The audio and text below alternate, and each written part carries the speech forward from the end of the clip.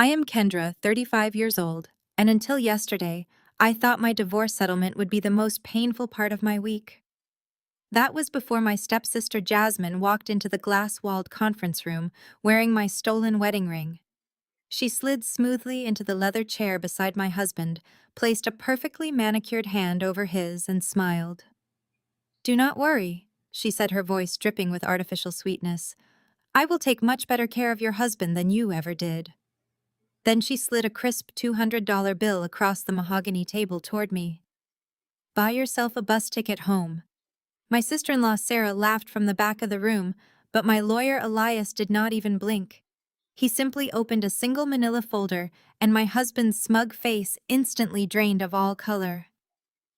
Before I tell you how a $200 insult led to the total collapse of their stolen empire, let me know where you are watching from in the comments below. Hit that like button and subscribe if you have ever had to burn down a toxic family to build your own peace. The air in the downtown Atlanta high-rise was perfectly climate-controlled, but the tension in the room was thick enough to choke on. I sat straight-backed in my tailored blazer, maintaining the disciplined composure that made me a top-tier senior financial auditor. Across from me sat Terrence, the man I had given the last decade of my life to, looking remarkably proud of the circus he had orchestrated. Jasmine sat so close to him, their shoulders brushed. She tapped her acrylic nails against the polished mahogany, waiting for me to break down. Behind them sat my biological brother Jamal and his wife Sarah. Sarah leaned forward, her blonde hair catching the afternoon sunlight streaming through the floor-to-ceiling windows. "Take it, Kendra," Sarah whispered loudly, pointing at the $200 bill resting near my legal pad. "It is honestly more than you are worth right now." Sarah had married my brother 5 years ago and immediately adopted the family pastime of minimizing my existence. She desperately wanted the status of a wealthy Atlanta socialite, and aligning herself with Jasmine and my stepfather Calvin was her guaranteed ticket in. I did not cry. I did not scream. 5 years ago, I might have let their cruelty crush me. I might have internalized the narrative my stepfather Calvin had forcefully fed me since I was a teenager, that I was the difficult, unlovable burden, while Jasmine was the precious prize. I might have believed Terrence when he told me my ambition was ruining our marriage. But standing at the precipice of losing everything, I felt nothing but icy clarity. I picked up my silver fountain pen and calmly pushed the $200 bill back across the gleaming wood surface.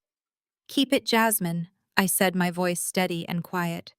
"You are going to need it for the overdraft fees. Calvin's trust fund will not cover your fake designer bags anymore." Jasmine's smug smile faltered for a fraction of a second. Her hand instinctively went to the quilted leather purse sitting on the chair beside her. "What are you talking about?" she snapped, the sweet facade cracking just enough to show the panicked little girl underneath. "Daddy's trust is ironclad. You are just bitter because Terrence finally realized he prefers a real woman over a miserable workaholic." I let the silence hang, watching her squirm. Terrence, clearly agitated by my lack of a breakdown, slammed his hand flat against the heavy table. The sudden noise echoed off the glass walls, making Sarah jump in her seat. "Cut the attitude, Kendra," Terrence demanded, leaning forward aggressively. "We are not here to play games. You are going to sign over your 50% equity in the joint investment portfolio right now. I built those assets. You just audited the paperwork. If you try to fight me on this, I promise I will drag your name through the mud in front of every corporate client you have in this city. I will make sure you never audit another balance sheet again." His threat hung heavy in the room. He thought he held all the cards. Terrence had always relied on intimidation to mask his insecurities. Throughout our marriage, whenever my career took a leap forward, his ego demanded compensation. I had spent years shrinking myself, hiding my bonuses, and secretly funding his failed business ventures just to keep the peace at home. My family had encouraged it particularly. My brother Jamal, who constantly reminded me that a black woman's success meant nothing if she could not keep her man happy. Jamal nodded along with Terrence's threat, now arms crossed defensively. "Sign the papers," Kendra Jamal chimed in from the back. "Do not make this harder than it has to be. You embarrassed the family enough by letting your marriage fall apart. Do not drag this out in court, and humiliate Calvin any further. The sheer audacity of my own flesh and blood defending the man who cheated on me with our stepsister was staggering, but I had expected nothing less. My mother Beatrice had built a massive logistics empire through sheer brilliance and grit, but when she passed away, she left a void that Calvin quickly filled with his vanity and greed. He had conditioned Jamal to act as his enforcer, keeping the family wealth flowing toward Calvin's biological daughter Jasmine, while treating me as a glorified accountant whose sole purpose was to manage their tax liabilities. I looked at Terrence, really looked at him. I saw the arrogant tilt of his chin, the expensive custom suit he had undoubtedly bought with our joint funds, and the absolute certainty in his eyes that I would simply fold. He expected the old Kendra, the woman who would sacrifice her own security to maintain the illusion of a perfect family. "You want the equity?" I asked softly, folding my hands neatly on the table. "Every last cent," Terrence replied, his chest puffing out. "And the house in Buckhead. Jasmine is going to need the space for the nursery. We are expanding the master suite." Jasmine touched her perfectly flat stomach and offered me a look of profound pity. "Do not worry about the house, Kendra. I am going to redecorate anyway. Your taste was always so sterile, so boring." I did not flinch. Instead, I turned my attention to Elias. My attorney had been sitting silently beside me this entire time, observing the circus with the detached amusement of a predator watching prey walk willingly into a trap. Elias was a legend in Atlanta's legal circles, impeccably dressed in a charcoal suit, with a reputation for dismantling hostile takeovers before breakfast. "Elias," I said, not breaking eye contact with Terrence, "I think it is time to review the portfolio documentation." Elias smiled a terrifying razor-thin expression. With agonizing slowness, he reached into his leather briefcase and pulled out a single thick manila folder. He did not pass it to Terrence's flustered lawyer. He slid it directly across the mahogany table until it rested right next to Jasmine's $200 bill. Terrence grabbed the folder with a triumphant sneer, completely missing the danger. He flipped it open, ready to gloat over the surrender forms. I watched his eyes scan the top page. I watched his brow furrow in confusion. I watched his pupils dilate as the reality of the forensic audit registered. Because Terrence had used my personal credentials to try and hide marital assets months ago, I had legally secured the entire $1.5 million into a blind trust solely in my name. "What is this?" Terrence choked out, his voice suddenly stripped of all its commanding bravado. "Where is the money, Kendra? Where is the $1.5 million?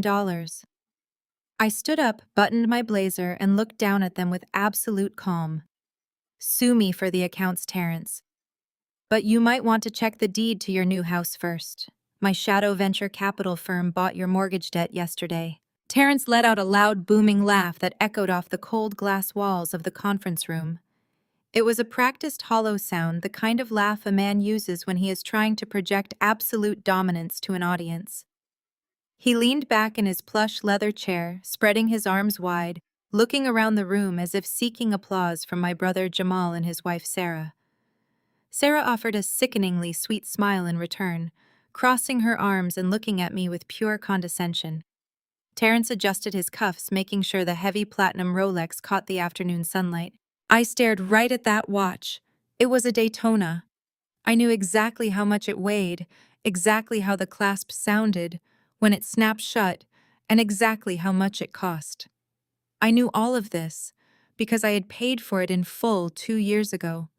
I remembered the humid summer evening he sat in my car, practically in tears, complaining that his fraternity brothers were not taking him seriously at their networking dinners because he lacked the right accessories. He had begged me for that watch. I had worked 80-hour weeks auditing corrupt corporate ledgers to afford that watch. Now he was wearing it while sitting shoulder to shoulder with my stepsister, using the confidence I bought him to try and destroy my life. "You always have to play the tough girl," Kendra, Terrence said, shaking his head with a mock expression of pity. "You just cannot accept when you have been outplayed. You sit there in your stiff little blazers acting like you run the world because you know how to look at a spreadsheet. But that is all you are. A human calculator. A boring, predictable auditor who does not know how to actually live or how to treat a real man. Jasmine giggled softly, leaning her head against Terrence's shoulder. She looked at me from beneath her heavy eyelash extensions. Terrence needs peace at home, Kendra. Jasmine murmured, her voice laced with fake sympathy. He needs a woman who supports his vision, not a warden who tracks every dime he spends. He is a builder. He is creating a legacy. You could never understand that because you are too busy being miserable and sterile. The sheer venom in her words hung in the air.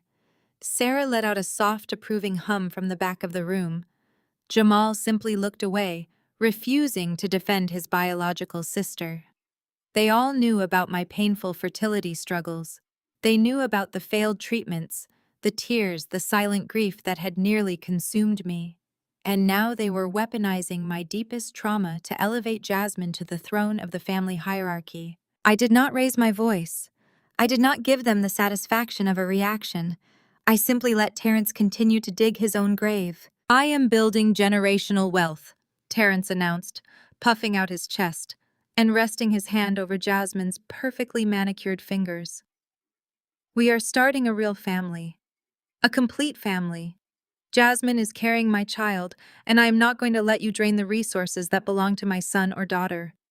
You think you can freeze me out, but you are a fool, Kendra. I moved my real assets months ago. $1.5 million sitting safely in offshore accounts that your little corporate lawyers cannot even touch. He leaned across the mahogany table, invading my space, a triumphant sneer twisting his features. I outsmarted you. I took the capital, I made the right investments, and I secured my family's future. You get nothing from those accounts. So you are going to sign over your half of the domestic portfolio right now, take the bus ticket money, and walk away quietly. If you do not, I will drag your sterile, bitter reputation through every boardroom in Atlanta. I looked at him, feeling the final tether of my 10-year marriage evaporate into nothing. He was arrogant, easily manipulated by his own ego, and entirely blinded by greed. He actually believed he was the mastermind of his own success. He believed the offshore accounts were his untouchable fortress. I turned my gaze slowly away from him and looked at Elias. My attorney had not moved a muscle during Terrence's entire monologue. Elias sat with perfect, terrifying stillness. I gave him a single, barely perceptible nod. Elias did not speak a word. He did not object to the insults. He simply reached into his slim leather briefcase and retrieved a thick, unmarked manila folder. He placed his hand flat on top of it and slid it across the long, polished table. The heavy paper brushed against the wood with a quiet, scraping sound that seemed to suck all the air out of the room. The folder stopped precisely 3 inches away from Terrence's intertwined fingers. Terrence chuckled a victorious, arrogant sound. "Look at that," he said, glancing back at Jamal and Sarah. "The Ice Queen finally breaks." "Good girl, Kendra. I knew you would see reason." He pulled the folder toward him, supremely confident that he was about to look at my signed surrender forms, granting him complete control over our domestic investments and the sprawling house in Buckhead. Jasmine leaned in close to look at the paperwork, already planning how she would spend the money. Terrence flipped the heavy cardstock cover open. I watched the muscles in his jaw slacken. I watched his eyes dart wildly across the top page, scanning the official bank seals, the routing numbers, and the itemized transaction history of his precious, untouchable offshore accounts. I watched the confident, booming man I had married completely dissolve in a matter of seconds. The color drained from his face so fast he looked physically ill. His mouth opened, but no sound came out. He flipped frantically to the second page, his hands trembling so violently that the paper crinkled. He reached the final summary page. His eyes locked onto the bold print at the bottom of the column. He was staring at a zero balance. Terrence opened his mouth, but only a ragged breath escaped. He flipped frantically to the second page of the audit, his hands shaking so violently that the thick paper crinkled in his grip. He stared at the bold print at the bottom of the column, his eyes locked on the zero balance. Elias leaned forward, resting his forearms on the table with absolute professional calm. "It seems you made a rather amateur miscalculation," Terrence Elias said, his voice smooth and commanding. When you set up the offshore shell companies to hide your marital assets from the discovery phase, you needed a clean guarantor. You used my client's professional credentials. You forged Kendra's signature as the primary account holder, assuming her pristine record as a senior financial auditor would bypass any federal scrutiny. Terrence swallowed hard, his arrogant posture crumbling as he looked desperately at his own lawyer. His lawyer simply closed his eyes and pinched the bridge of his nose, realizing the catastrophic legal hole his client had dug. You made her the legal owner of the shell company. Elias continued tapping a manicured finger against the mahogany table. So when Kendra noticed the financial anomaly 3 months ago, she did not just audit it. She exercised her legal right as the primary account holder to transfer the entirety of those funds into a blind, irrevocable trust, a trust completely inaccessible to you. That is theft! Terrence shouted, his voice cracking as he finally found his breath. He leaped out of his chair, pointing a shaking finger at me. I will call the police right now. I will have you arrested for wire fraud. You cannot steal an account that already has your name at the top of the ledger, I replied, my voice dangerously quiet. You gave me the keys to the vault, Terrence. I just walked in and changed the locks. I did it the exact same week I found the receipt for the diamond tennis bracelet you bought Jasmine for her birthday. Terrence turned a sickly shade of gray. He sank back into his leather chair, the reality of his financial ruin pressing down on his chest. From the back of the room, Jamal shifted uncomfortably, suddenly realizing the golden goose he had been relying on was completely plucked. Sarah stopped snickering. The silence in the conference room was suffocating. Then Jasmine stood up. She tossed her long hair over her shoulder and grabbed Terrence by the arm, forcing him to sit up straight. She desperately needed to reclaim the narrative to prove that she was still the ultimate victor. You think you really did something? Kendra Jasmine sneered, her voice shrill and trembling with nervous energy. You think we care about some dusty offshore account? Keep the money. Buy yourself some frozen dinners and a gym membership. Terrence is a visionary. He has unlimited earning potential. We do not need your pathetic little trust fund to build our empire. She placed her hands on her hips, looking down at me with profound, artificial pity. We just closed on a $2 million estate in Buckhead yesterday morning.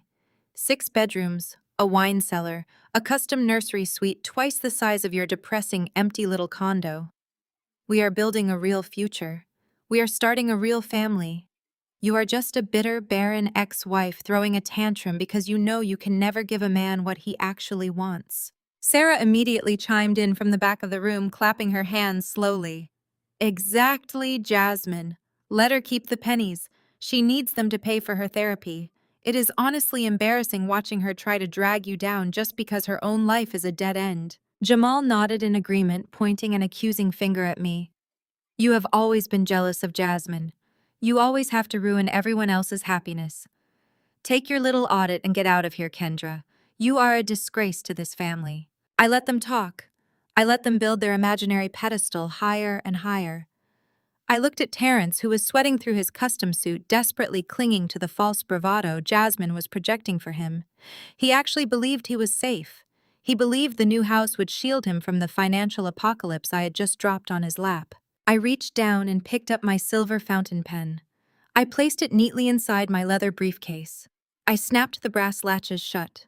The sharp metallic click echoed in the large room, cutting off Jamal's rambling insults. I stood up. I took my time adjusting the lapels of my blazer, letting the weight of my silence force them to watch me.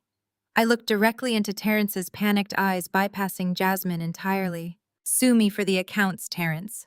I said, my voice cold and absolute. Take me to court. Try to explain to a judge how you forged my signature to hide money from our marriage. But before you pay your lawyer's retainer fee, you might want to check the deed to your beautiful new house. My shadow venture capital firm bought your mortgage debt yesterday. The silence in the conference room 3 days ago was profound, but it was absolutely nothing compared to the dead hush that fell over Jamal and Sarah's gated estate the moment I arrived. I stood at the threshold of their grand foyer, taking in the absurd spectacle they called a baby shower. The theme boldly printed on oversized gold leaf placards at the entrance was Black Excellence. It was a laughable title for a family whose entire fortune was currently built on fraud, deception, and my late mother's stolen legacy. Sarah had spared no expense enthusiastically spending money she did not actually possess to impress people who did not actually care about her. An extravagant archway of imported white orchids and pale pink roses framed the entryway to the main ballroom. A live string quartet tucked into the corner was playing a classical, elegant rendition of a popular hip-hop song. Waiters in crisp white tuxedos circulated through the crowd, carrying silver trays loaded with crystal flutes of vintage champagne and ridiculous gold-flecked appetizers. Atlanta's social elite were everywhere. I recognized prominent surgeons, local judges, and corporate executives whom my stepfather Calvin had spent decades aggressively networking with. They were scattered across the sprawling manicured lawn and milling through the open French doors. Every single inch of the room dripped with the kind of exorbitant wealth my brother Jamal had never worked a single day in his life to earn. My mother Beatrice had built the family logistics firm from the ground up with her bare hands, and now these parasites were throwing a party with her profits to celebrate the woman who had wrecked my marriage. I did not sneak in through the side gate. I did not slip through the kitchen like the hired help they always treated me as. I walked right through the massive wrought iron front doors. I wore a tailored emerald green dress that commanded the room, my heels clicking sharply against the imported Italian marble floors, with the steady, relentless rhythm of a ticking clock. One by one, the wealthy guests noticed my arrival. The polite, superficial chatter began to die down in waves. The string quartet, sensing the sudden drastic shift in the room's energy, screeched to a discordant, awkward halt. Hundreds of eyes locked onto me. They all knew exactly who I was. I was the disgraced, barren ex-wife of the guest of honor's baby daddy. I was the woman whose husband had publicly left her for her own stepsister. Sitting on an ornate wicker throne in the center of the ballroom, surrounded by mountains of expensive gifts, was Jasmine. She wore a flowing maternity gown, gently cradling a stomach that barely showed, soaking up the adoration of the room. When she saw me, her fake glowing smile instantly vanished. Sarah spotted me a second later. She immediately detached herself from a circle of politicians' wives and marched aggressively across the foyer. Her designer stilettos hammered against the stone floor, her face twisting into a mask of pure indignation. Jamal was right on her heels, his jaw clenched tight. He wore a custom cream linen suit that I knew for a definitive fact had been charged directly to our family company's operating account. Sarah threw herself squarely in my path, effectively blocking the archway leading into the main ballroom. She held her glass of pink champagne like a physical shield, her eyes sweeping over my dress with undisguised venomous disgust. "Kendra, this is a celebration of life," Sarah sneered, raising her voice just enough so the surrounding socialites could hear every single word. "Not a pity party for barren ex-wives." The words were a calculated, brutal strike designed to completely break me right there in front of half of Atlanta. For years, my painful inability to carry a child to term had been the family's absolute favorite weapon against me. While I was enduring agonizing hormonal rounds of failed IVF injections, entirely alone in sterile medical clinics, Terrence had been out sleeping with Jasmine. Meanwhile, Sarah had been busy organizing high society luncheons, whispering to anyone who would listen that I was less of a real woman because I could not give my husband a family. They weaponized my deepest, most devastating trauma. They used my empty nursery as the ultimate twisted justification for Terrence's betrayal, claiming that Jasmine's sudden miraculous pregnancy proved she was the rightful golden child and the true matriarch of the next generation. I did not flinch. I did not let a single tear form in my eyes. I looked at Sarah, taking in her strained, Botox-frozen smile and the heavy diamond tennis bracelet sliding down her wrist. I took one deliberate, confident step forward, forcing her to lean back slightly to maintain her balance. "You talk a lot about life for a woman who spends her entire existence leeching off the hard work of someone else," I said, keeping my voice strictly conversational and perfectly calm. "Drink your champagne, Sarah. Enjoy the imported orchids and the string quartet, because this little masquerade is running on fumes and your personal credit limit actually tapped out an hour ago." Jamal immediately stepped in front of his wife, puffing out his chest to play the role of the fierce, protective husband. You have completely lost your mind, Kendra. You show up here uninvited, trying to cause a scene because you are bitter and alone. Jasmine is giving this family a future. She is giving us a legacy. All you ever gave us was tax advice and constant headaches. Get out of my house before I have you physically thrown out. Before I could systematically dismantle my brother's laughable tough guy act, the crowd of guests parted. Calvin strode aggressively through the sea of whispering socialites, projecting the flawless image of the furious, fiercely protective patriarch. He was wearing a custom velvet smoking jacket, looking every bit the wealthy, untouchable elder statesman he desperately wanted the city to believe he was. He sharply signaled to the two massive private security guards standing rigidly near the catering tables. "That is enough!" Calvin boomed his deep, commanding voice, carrying easily across the dead-silent room. He glared at me with absolute contempt, pointing a heavy gold-ringed finger squarely toward the front doors. "Estate security, remove this woman immediately. I will not have this jealous, unstable individual anywhere near Jasmine or my unborn grandchild. I am protecting my true heir from her toxic presence." The absolute silence in the downtown conference room 3 days ago was profound, but it was absolutely nothing compared to the dead hush that fell over Jamal and Sarah's sprawling gated estate the moment I arrived. I stood at the threshold of their grand foyer, taking in the absurd spectacle they called a baby shower. The theme boldly printed on oversized gold leaf placards at the entrance was Black Excellence.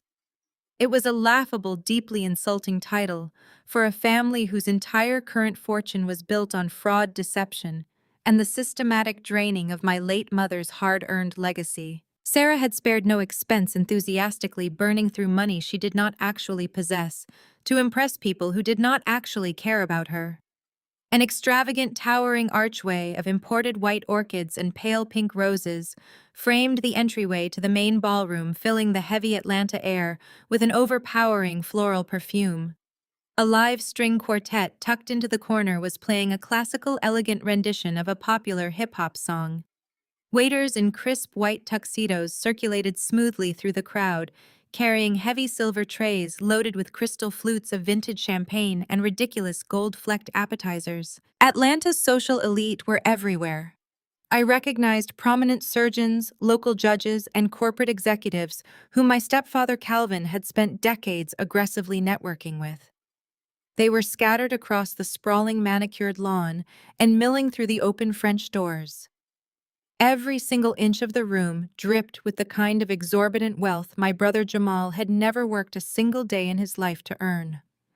My mother Beatrice had built the family logistics firm from the ground up with her bare hands, and now these parasites were throwing a massive party with her profits to celebrate the woman who had wrecked my marriage. I did not sneak in through the side gate. I did not slip through the kitchen like the hired help they always treated me as. I walked right through the massive wrought iron front doors. I wore a tailored emerald green dress that commanded the room, my heels clicking sharply against the imported Italian marble floors with the steady, relentless rhythm of a ticking clock. One by one, the wealthy guests noticed my arrival. The polite, superficial chatter began to die down in waves. The string quartet, sensing the sudden, drastic shift in the room's energy, screeched to a discordant, awkward halt. Hundreds of eyes locked onto me. They all knew exactly who I was. I was the disgraced, barren ex-wife of the guest of honor's baby daddy. I was the woman whose husband had publicly left her for her own stepsister. Sitting on an ornate wicker throne in the center of the ballroom, surrounded by mountains of expensive gifts, was Jasmine. She wore a flowing custom silk maternity gown, gently cradling a stomach that barely showed, soaking up the adoration of the room like a sponge. When she saw me, her fake glowing smile instantly vanished. Sarah spotted me a second later. She immediately detached herself from a circle of politicians' wives and marched aggressively across the foyer. Her designer stilettos hammered against the stone floor, her face twisting into a mask of pure indignation.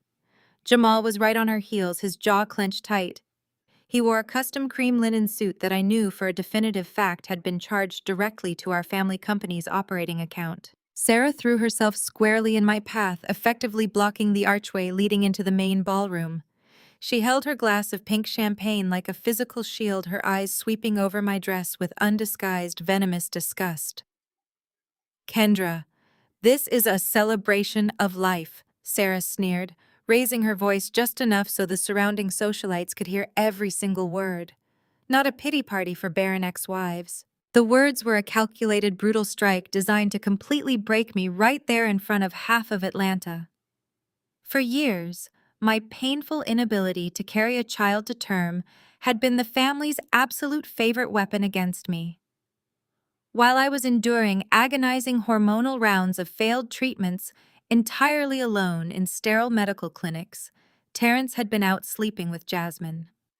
Meanwhile, Sarah had been busy organizing high society luncheons, whispering to anyone who would listen that I was less of a real woman because I could not give my husband a family. They weaponized my deepest, most devastating trauma. They used my empty nursery as the ultimate twisted justification for Terrence's betrayal, claiming that Jasmine's sudden, miraculous pregnancy proved she was the rightful golden child and the true matriarch of the next generation. I did not flinch. I did not let a single tear form in my eyes. I looked at Sarah, taking in her strained, frozen smile and the heavy diamond tennis bracelet sliding down her wrist. I took one deliberate, confident step forward, forcing her to lean back slightly to maintain her balance. Jamal immediately stepped in front of his wife, puffing out his chest to play the role of the fierce, protective husband.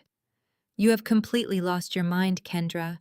You show up here uninvited, trying to cause a scene because you are bitter and alone. Jasmine is giving this family a future. She is giving us a legacy. All you ever gave us was tax advice and constant headaches. Get out of my house before I have you physically thrown out. Before I could systematically dismantle my brother's laughable tough guy act, the crowd of guests parted. Calvin strode aggressively through the sea of whispering socialites, projecting the flawless image of the furious, fiercely protective patriarch. He was wearing a custom velvet smoking jacket, looking every bit the wealthy, untouchable elder statesman he desperately wanted the city to believe he was.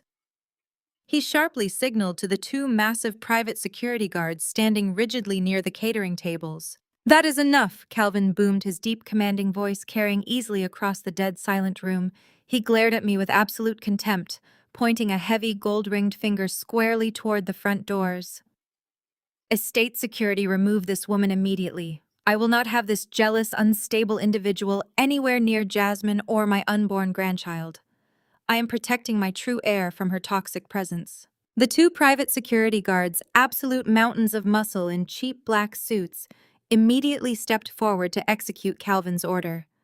They closed the distance between us, their hands reaching out to physically remove me from the grand foyer. Jasmine saw the guards moving and instantly seized the opportunity to secure her role as the ultimate victim. She let out a sharp, dramatic gasp.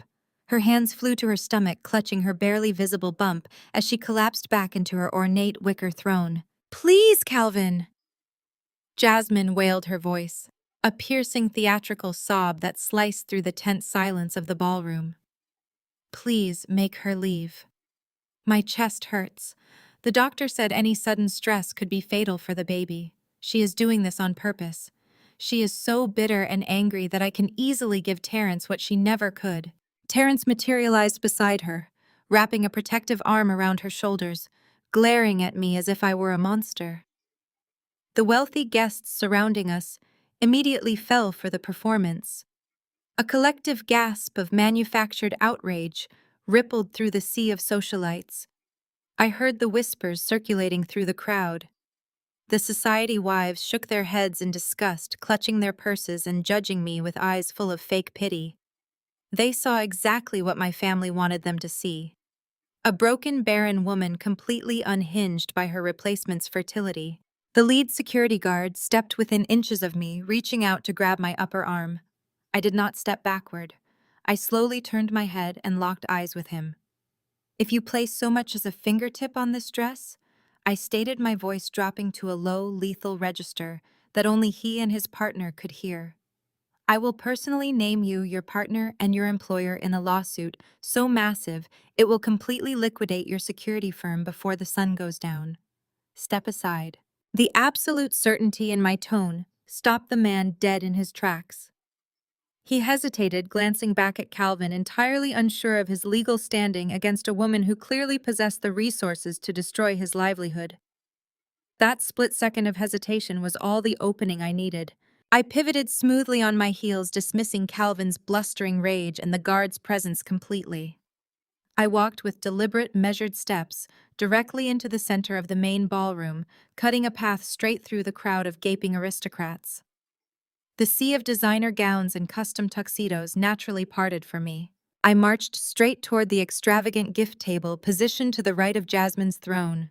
The table was a grotesque monument to Sarah's obsession with status, piled impossibly high with imported crystal baby rattles, designer cashmere blankets, and oversized boxes wrapped in expensive silk ribbons.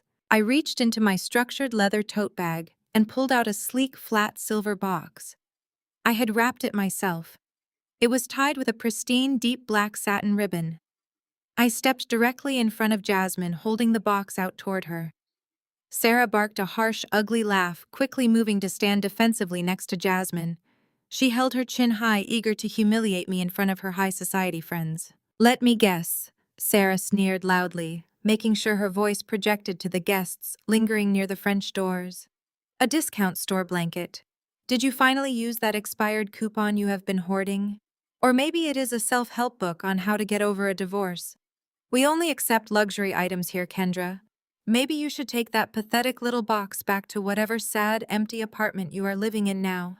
We do not want your cheap garbage touching these gifts." Jamal stepped up behind his wife, crossing his arms tightly over his chest. He looked at the silver box with pure disdain. "Just take her trash and let security drag her out." "Jasmine?" Jamal sneered, playing to the crowd. "Do not give her the satisfaction of a reaction. She just wants the attention because nobody is looking at her anymore." Jasmine looked at me, then at the box. Emboldened by her captive audience and the aggressive backing of Jamal and Sarah, she decided to play along with the mockery. She snatched the silver box from my hands with an exaggerated, dramatic flair. "Let us see what the jealous ex-wife brought for my perfect baby." Jasmine announced loudly, her sweet victim persona instantly vanishing to reveal the petty cruelty underneath.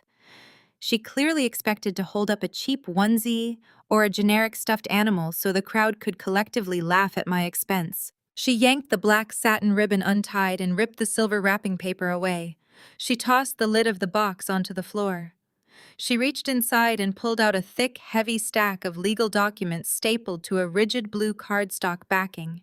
Jasmine's triumphant, mocking smile instantly froze. Her eyes scanned the bold black text printed across the top of the first page. The color rapidly drained from her face, leaving her looking physically ill. Her perfectly manicured hands began to tremble. She stopped breathing. She just stared at the paper, her mouth slightly open in complete shock. Sarah, noticing the sudden, terrifying shift in Jasmine's demeanor, leaned over to look at the documents. Her brow furrowed in confusion for exactly 1 second before the reality of the legal text registered in her brain. I stood up perfectly straight, buttoned the center button of my emerald blazer, and looked down at them with absolute icy calm. I raised my voice so it carried perfectly over the quiet hum of the ballroom, ensuring that every single judge, politician, and corporate executive in the room could hear me with crystal clarity. "It is not a baby gift," I announced, my words slicing through the heavy air like a scalpel. "It is a formal notice of foreclosure on this exact estate." Jamal went entirely rigid. His chest stopped moving. The arrogant smirk wiped off his face so fast it looked as though he had been physically struck. I turned my gaze directly to my brother, stripping away every ounce of his fake wealth and borrowed status in front of the people he desperately wanted to impress. "Jamal has been defaulting on his luxury loans for 2 straight years," I projected loudly to the crowd. "He quietly used the family logistics firm as collateral to fund his lifestyle. When that credit line finally dried up, he secretly leveraged this very house. The mortgages have been in default for 7 months. My shadow venture capital firm bought your debt yesterday morning." The ballroom was so silent you could hear a pin drop. The wealthy guests stared at Jamal in absolute horror, the illusion of his success shattering right in front of their eyes. Sarah's hand went completely limp. The crystal champagne glass slipped through her fingers. It plummeted to the ground and shattered violently against the imported Italian marble floor. The sharp, violent crash of crystal against Italian marble echoed through the grand foyer like a gunshot. Pale pink champagne splattered across the tips of Sarah's designer heels and stained the hem of her silk dress, but she did not even flinch. She simply stood there paralyzed, her mouth opening and closing like a suffocating fish. The suffocating silence of the room shattered right along with the glass. The synchronized whispers of Atlanta's high society rose instantly into a deafening, chaotic buzz of scandalized gossip. In circles of extreme wealth, financial ruin is viewed as a highly contagious disease, and the reaction of the crowd was immediate and brutal. The politicians, the surgeons, and the corporate executives physically stepped back, creating a wide, isolating circle around my brother and his wife. The socialites who had just been kissing Sarah's cheek and drinking her champagne now looked at her with undisguised revulsion. Jamal's face flushed a deep, dangerous crimson. He aggressively lunged forward, grabbing my upper arm with a bruising grip. "You are lying!" Jamal hissed, his voice trembling with a potent mixture of rage and sheer terror. "You do not have the capital to buy out my commercial lenders. This is a bluff. You are bluffing to ruin my wife's event." I looked down at his hand gripping my arm, then back up to his panicked eyes. I did not move. I did not try to pull away. "Check your private email, Jamal," I said, my voice barely above a whisper yet, carrying enough weight to make him freeze. "Check the encrypted account you used to hide your past due notices from your wife." The formal transfer of deed was filed with the county clerk at exactly 9 o'clock this morning. I own the roof over your head. I own the marble you are standing on. I own you. Jamal slowly released my arm, his hand falling limply to his side. He pulled his phone from his custom linen jacket with shaking fingers. He stared at the screen, and the total, undeniable devastation that washed over his features was all the confirmation the wealthy crowd needed. The whispers grew louder, morphing into open scoffs of derision. Across the room, sitting on her ridiculous wicker throne, Jasmine watched her entire stolen world collapsing in real time. She was a master manipulator, and she possessed a predator's instinct for survival. She saw the crowd turning. She saw Terrence standing near the catering table, sweating profusely, and staring at me with the vacant eyes of a completely defeated man. She realized that the spotlight of adoration had instantly morphed into a harsh, unforgiving interrogation lamp. She needed a diversion, and she needed it immediately. I watched her eyes dart wildly around the room. I saw the exact moment she calculated her risk and chose her exit strategy.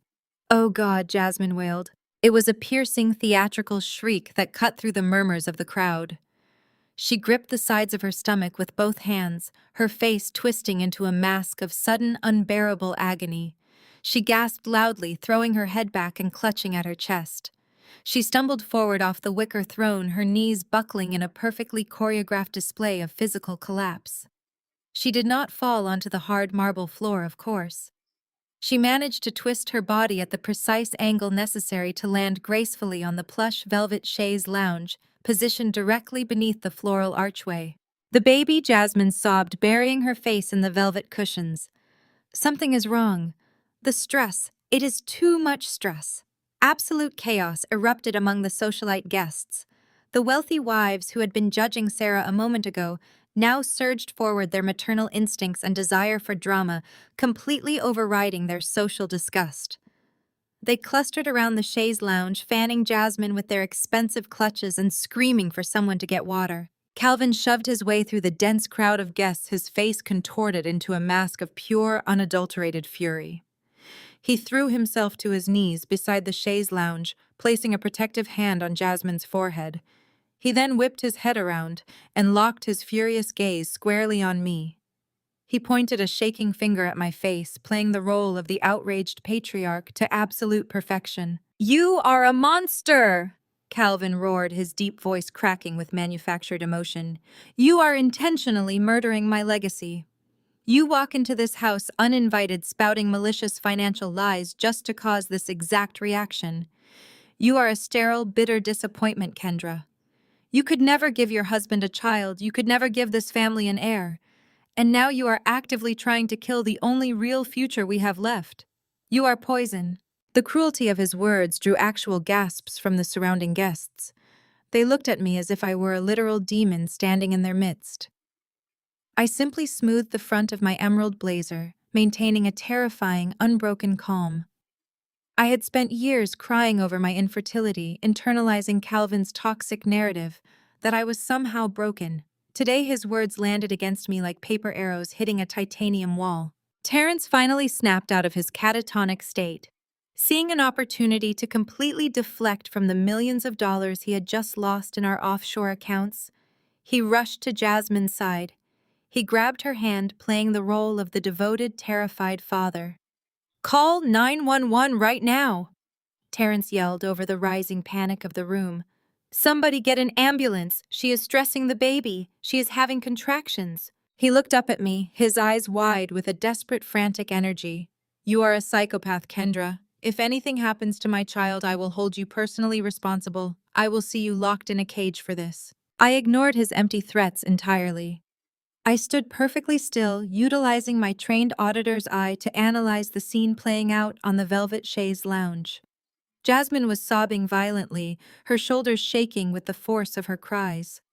Yet beneath the theatrics, I noticed the precise details.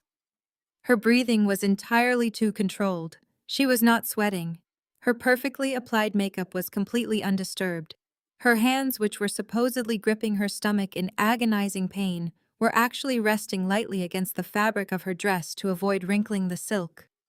It was a flawless, high-definition performance designed specifically to turn me into the ultimate villain and excuse her from facing the financial apocalypse I had brought to her doorstep. In the distance, the faint rising wail of sirens began to cut through the heavy Atlanta air. The security guards immediately pushed the heavy wrought iron doors wide open. The crowd of wealthy socialites parted completely, pressing themselves against the walls to make way for the emergency responders. Two paramedics rushed into the grand foyer, rolling a collapsible stretcher over the Italian marble. They moved with practiced efficiency, pushing past Calvin and Terrence to reach the chaise lounge. They quickly assessed Jasmine, asking her rapid-fire questions about her pain levels and contraction intervals. Jasmine whimpered pathetically, offering vague, tearful answers while clinging tightly to Terrence's jacket. The paramedics smoothly transferred her onto the stretcher, securing the safety straps across her chest and legs. Terrence hovered right beside them, his face a portrait of deep masculine concern. "I am coming with you," Terrence announced to the paramedics, gripping the side rail of the stretcher. "I am not leaving my wife's side." They wheeled her quickly toward the front doors. As the stretcher rolled past me, Jasmine briefly opened her eyes. For a fraction of a second, the tearful, terrified victim vanished. She shot me a look of pure, venomous triumph. She genuinely believed she had won. She believed she had successfully weaponized her pregnancy to escape the destruction of her stolen empire, leaving me behind to face the judgment and wrath of Atlanta's elite. I watched with terrifying, absolute calm as the paramedics loaded her into the back of the waiting ambulance.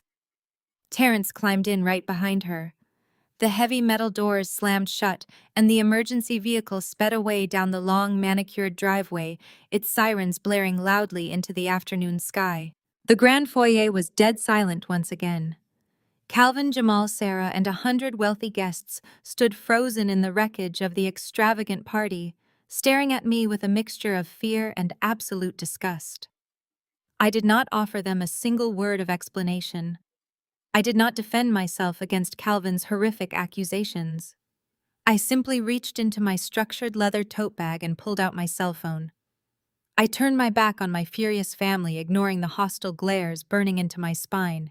I dialed Elias's private encrypted number. He answered on the very first ring. "The trap is set," I whispered into the receiver, my voice cold, steady, and devoid of any emotion. "Let us see exactly how far she takes this fake pregnancy." The harsh hum of fluorescent lights replaced the elegant string quartet. The hospital waiting room smelled of industrial bleach and stale coffee, a jarring contrast to the imported orchids and expensive perfumes we had left behind. Terrence was putting on the performance of a lifetime. He paced the length of the beige linoleum floor, raking his hands through his hair, making sure every triage nurse, receptionist, and exhausted family in the vicinity could hear his manufactured grief. "My wife," he kept saying over and over, his voice breaking with theatrical perfection. "My wife and my unborn child." She was under so much stress. She was attacked in her own home by a jealous woman. Calvin stood near the reception desk, his custom velvet smoking jacket looking entirely absurd in the clinical, sterile setting. He was furious not about Jasmine's health, but about the absolute public humiliation he had just suffered in front of Atlanta's elite. He marched over to where I sat, perfectly still, in an uncomfortable plastic chair. He pointed that same heavy gold-ringed finger directly at my face, leaning down, so his shadow fell over me. "You think you have won because you bought a few debts," Calvin snarled, his voice a low, gravelly threat meant to intimidate. "I play golf with the head of the state accountancy board. By tomorrow morning, I will have your CPA license permanently revoked. I will bury you in so much ethical litigation, you will never look at a financial ledger again. You are a destructive, spiteful woman. Kendra and I will personally see to it that you starve in the streets for what you did to my daughter today." I just looked up at him, completely unfazed. I knew his threats were as hollow as his bank accounts. I stood up, the emerald green fabric of my dress brushing against the cheap plastic chair, and walked away from his blustering rage. I needed a bottle of water. I needed a moment to hydrate before the final act of this circus officially commenced. I made my way to the glowing vending machines tucked into a quiet, shadowed alcove down the hall. Before I could even press the button for a water, a hand slammed violently against the thick glass of the machine right next to my head. I turned slowly to see Jamal. He was sweating through his expensive linen suit, his eyes wild with a terrifying mixture of panic and deep-seated greed. He stepped into my personal space, effectively cornering me against the buzzing machine. "You have always been jealous," Jamal hissed, his face twisted in ugly fury. "You could never stand that she was the prize and you were the afterthought. You have always tried to drag her down. But this is sick, Kendra. Trying to induce a miscarriage just because you are a barren, dried-up shell of a woman who cannot keep a man." I stared at him, disgusted by his cruelty, but entirely unsurprised. My own biological brother was actively defending the destruction of my life, using my deepest trauma as a weapon to protect his bank account. Jamal pressed closer, lowering his voice into a desperate, feral growl. "Just because Mom's will leaves the majority company, shares to the first grandchild, does not mean you get to kill Jasmine's baby." The words hung in the sterile hospital air, suddenly illuminating every single dark, confusing corner of the past 6 months. It all clicked into perfect, terrifying focus. My mother, Beatrice, had built the family logistics firm from nothing. Her will had always been a point of massive contention for Calvin. She had locked the controlling interest in a highly specific trust set to trigger and transfer to the very first grandchild born into the family. Calvin, Jamal, and Sarah were not celebrating a new life today. They were celebrating a massive multi-million-dollar cash grab. Terrence had not just cheated on me with my stepsister out of lust. It was a calculated, strategic alliance. Jasmine's miraculous pregnancy was the ultimate golden ticket. It was their guaranteed mechanism to finally steal my mother's entire corporate empire right out from under me, diluting my influence and securing their extravagant lifestyles forever.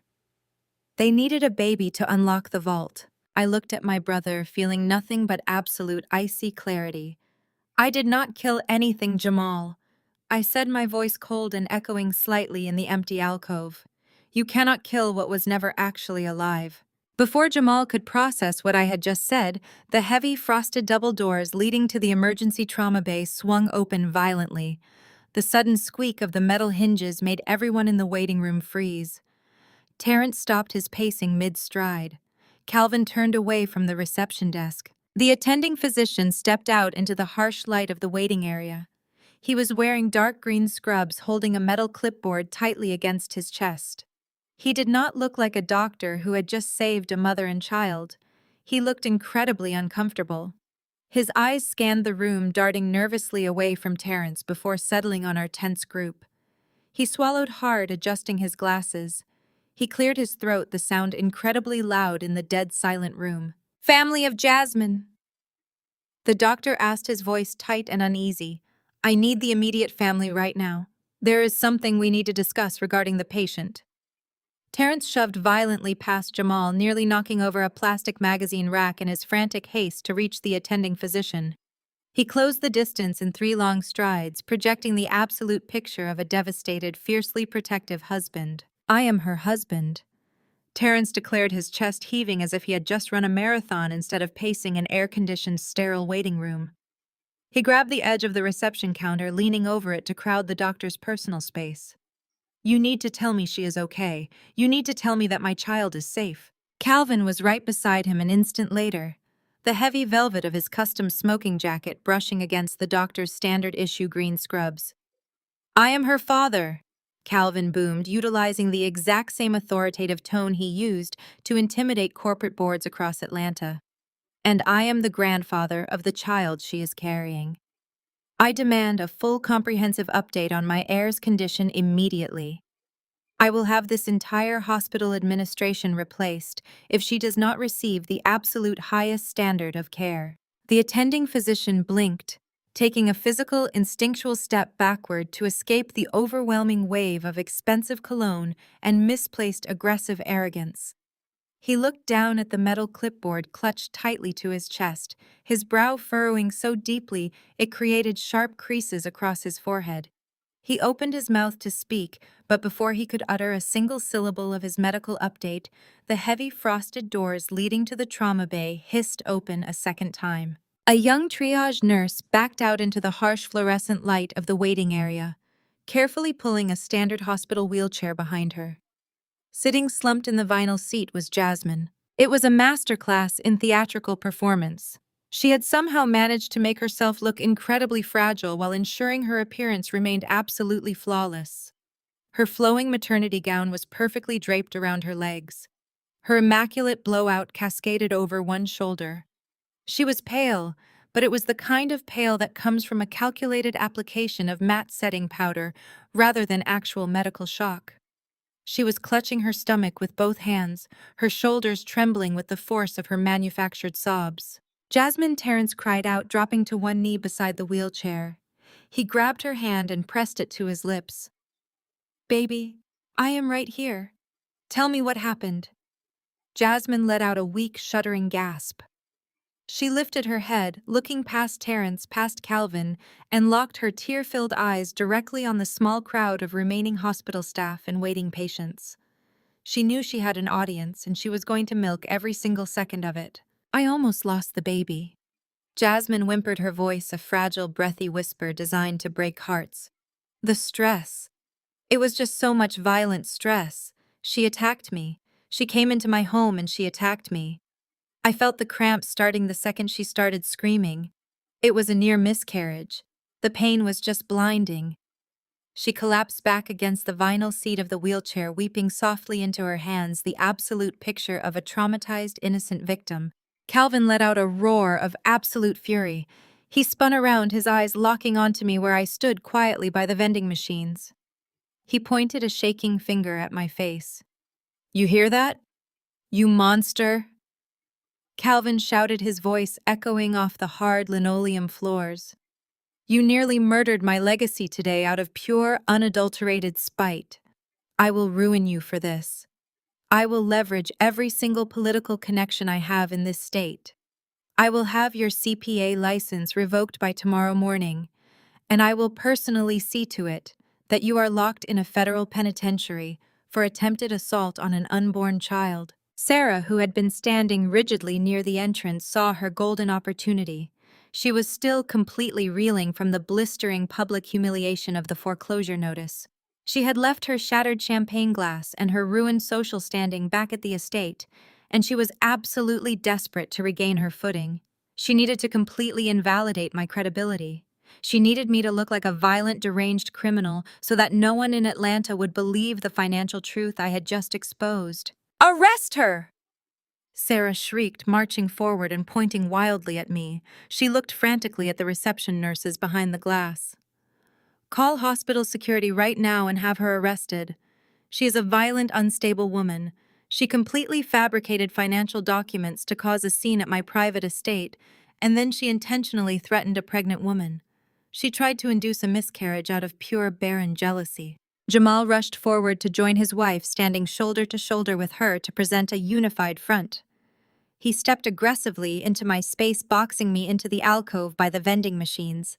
His face was twisted with genuine panic regarding his impending homelessness, but he masked it with furious indignation. "You have always been jealous," Jamal hissed, his voice dropping into a vicious guttural growl meant only for me. "You could never stand that she was the prize and you were the afterthought. But this is sick, Kendra. Just because mom's will leaves the majority company shares to the first grandchild does not mean you get to kill Jasmine's baby." The words hung in the sterile air, heavy and absolute. It was the ultimate explosive confirmation of everything I already knew. Jasmine's miraculous, perfectly timed pregnancy was nothing more than a desperate multi-million-dollar cash grab designed to hijack Beatrice's corporate shares and dilute my rightful inheritance. Terrence stood up from his knee, joining Calvin, Jamal, and Sarah. The four of them literally formed a physical wall of expensive tailoring and cheap morals between me and the attending physician. They stood shoulder to shoulder, a unified venomous barrier entirely focused on my destruction. They were yelling over each other, demanding the doctor call the police, demanding security, demanding that I be hauled away in handcuffs. I did not retreat. I did not engage with their screaming. I simply looked past their shoulders and observed the attending physician. He was not looking at Jasmine with the soft, empathetic pity a medical professional reserves for a grieving or traumatized mother. He was gripping his metal clipboard so tightly his knuckles were white. He was looking down at the medical chart, then up at the screaming wealthy family, and then back down at the chart. His face was a portrait of profound clinical confusion and deep professional discomfort. The math on the paper in his hands was clearly not aligning with the dramatic narrative echoing through his waiting room. I knew that look. It was the exact same look I had whenever a corrupt CEO handed me a doctored ledger. He was holding a massive, undeniable discrepancy. I did not wait for the doctor to find his courage. I took a deep breath, squared my shoulders, and walked forward. I stepped right through their physical barrier, forcing Jamal and Terrence to physically stumble backward to avoid my momentum. I ignored their outraged shouts entirely and stopped mere inches away from the bewildered physician. "That is a fascinating diagnosis, doctor," I said, my voice crisp, level, and ringing with absolute authority. "But I have a quick medical question regarding this miraculous pregnancy." The attending physician physically recoiled from me, his eyes darting frantically toward the heavy double doors as if praying for an escape route. He stammered, gripping his metal clipboard so tightly his knuckles turned a bloodless white. Before he could formulate a single medical evasion or call for security to intervene, I raised my digital tablet. The high-definition screen was glaringly bright in the dim, sterile hospital corridor, displaying a highly encrypted multi-page financial document. I tapped the screen once, magnifying a very specific block of black text, and turned the device so the entire unified wall of my furious family could see it. When I audited the family firm's corporate health insurance logs last night, I announced, my voice cutting through the tense, toxic air with the lethal precision of a diamond cutter. I noticed a heavily redacted claim from exactly 3 years ago. Calvin scoffed loudly, attempting to maintain his intimidating patriarch facade, but his eyes betrayed a sudden flickering panic as he recognized the official company letterhead on my screen.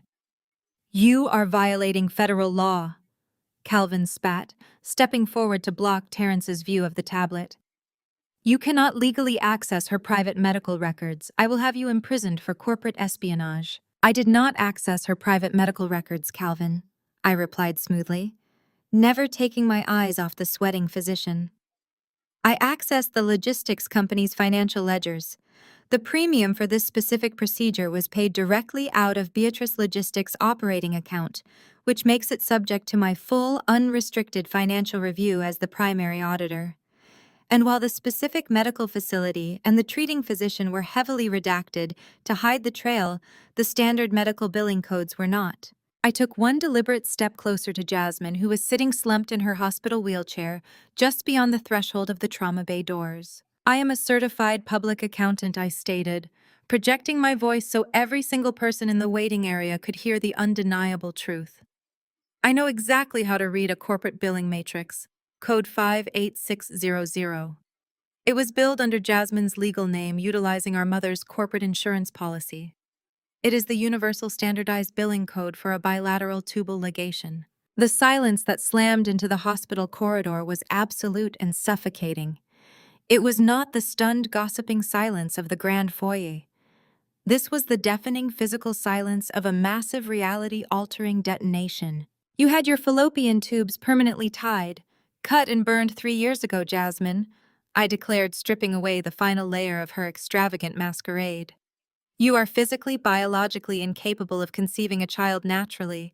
There is no miracle. There is no heir to the family fortune, and there certainly is no miscarriage happening today. Terrence froze entirely. The aggressive, chest-puffing, protective husband routine evaporated from his body in a single devastating second. He stood completely paralyzed in the middle of the hallway, his eyes locked onto my tablet screen, as if it were a venomous snake preparing to strike.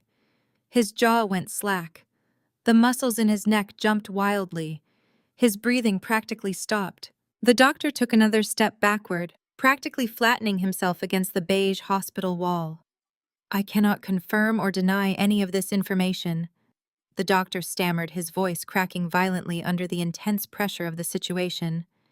HIPAA regulations strictly prohibit me from discussing the patient's past surgical history or current reproductive capabilities with anyone other than the patient. I am only here to state that she is stable and ready for discharge. The doctor did not need to say anything else. He did not need to break federal privacy laws.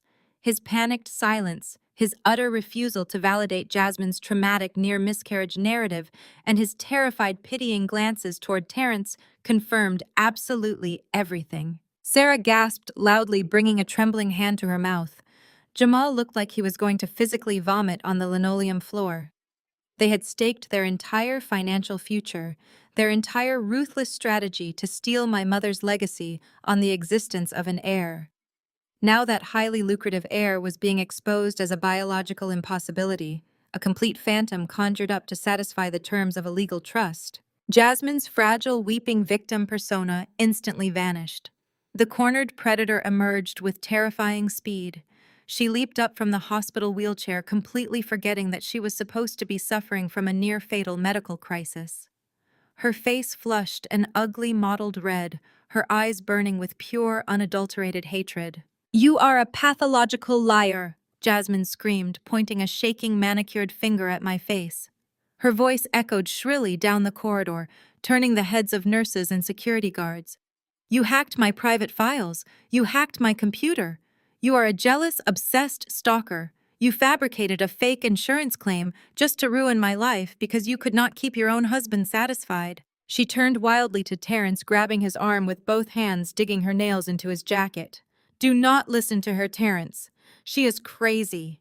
She is a barren, bitter woman, and she is making this all up because she wants to destroy our happiness.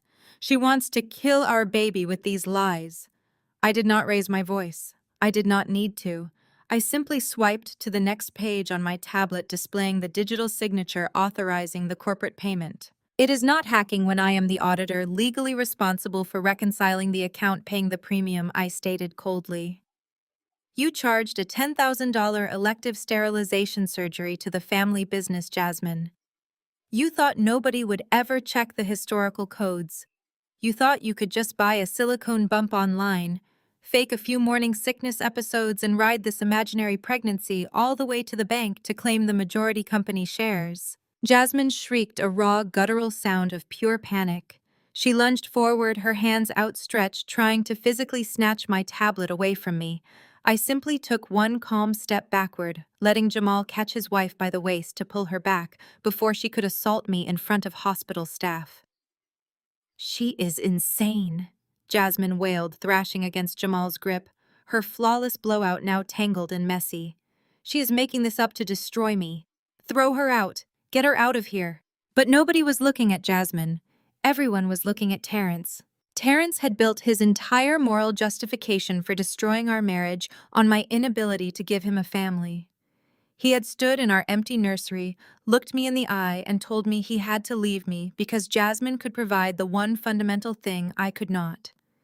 He had paraded her around Atlanta, bragging to his colleagues about his virility and their miraculous blessing. He had spent the last 6 months aggressively rubbing my nose in my own devastating trauma, treating me like defective goods. And now the agonizing, crushing reality of his massive mistake was visibly crashing down on his shoulders. He looked at the doctor, who was actively avoiding his gaze and inching back toward the safety of the double doors. He looked at Calvin, who had suddenly gone completely mute, realizing that his grand master plan to secure the family fortune was built on a monumental, humiliating lie. Terrence slowly turned his head to look at Jasmine. He looked at her flat stomach beneath the expensive silk maternity gown. The profound betrayal etched into his features was almost difficult to witness. Terrence, baby Jasmine, pleaded, her voice immediately dropping back into that sweet, fragile register. She reached out for him, her eyes wide and wet, with fresh, manipulative tears. "She is lying. Please tell them she is lying. We are having a baby. Our perfect little boy." Terrence stepped out of her reach. He looked like a man who had just survived a high-speed collision, disoriented, shattered, and bleeding internally. His hands were trembling violently at his sides. The veins in his forehead throbbed with a terrifying, contained intensity. "Look me in the eye," Terrence demanded. His voice was not a yell. It was a low, broken whisper that carried more devastating weight than any scream. Jasmine froze.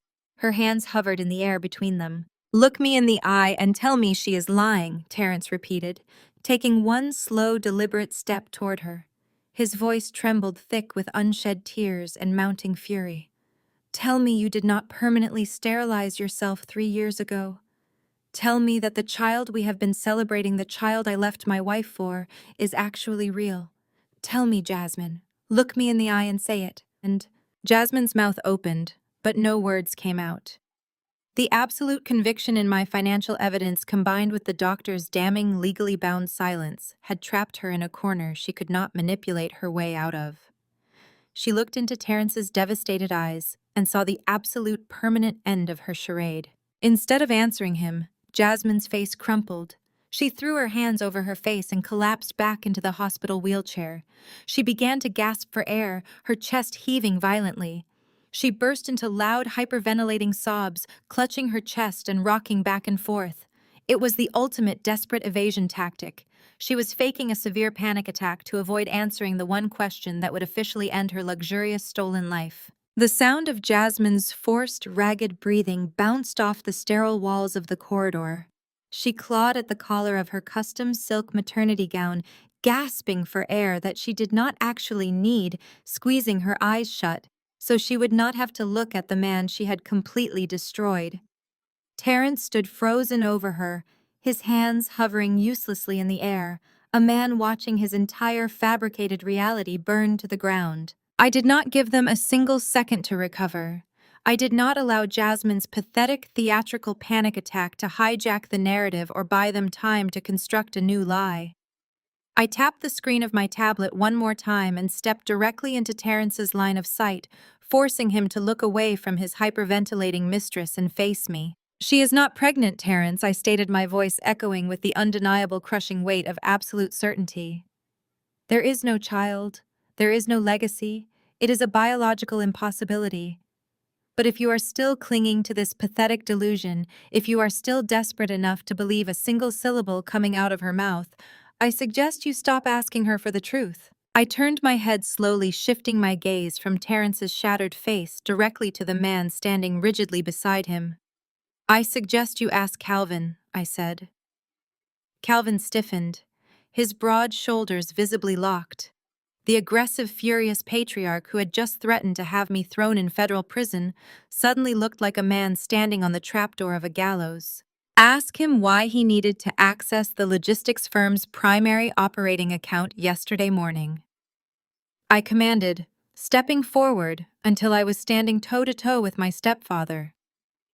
Ask him why he bypassed the standard accounting protocols and personally authorized a direct expedited wire transfer. "Shut your mouth!" Kendra Calvin barked. His voice was loud, but it lacked the deep booming resonance from the grand foyer. It was brittle. It was the sound of a cornered animal realizing the trap had already snapped shut. "This is proprietary corporate business. You have absolutely no right to discuss company finances in a public hospital." I smiled. It was a cold, razor-sharp expression that offered absolutely no mercy. "It ceases to be proprietary corporate business when you use my mother's company to fund a criminal conspiracy." Calvin wife fired back, raising the tablet, so the bright screen illuminated his sweating face.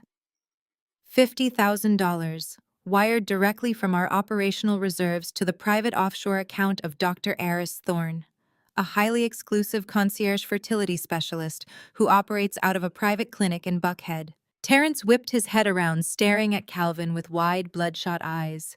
"A fertility doctor," Terrence choked out, his voice cracking violently.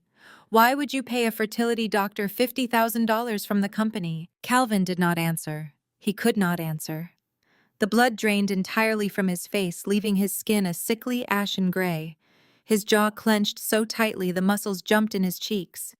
He stared at the digital ledger on my tablet, his eyes darting across the screen as he realized the sheer, inescapable depth of the trap I had laid for him. "Because a silicone belly ordered off the internet and some fake morning sickness is not enough to fool a team of aggressive trust attorneys," I explained, looking directly at Terrence, but directing every single word like a dagger into Calvin's chest. "My mother was a brilliant woman.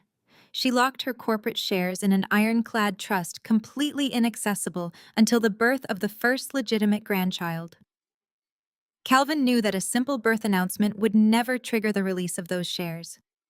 The estate lawyers would demand absolute verified medical proof.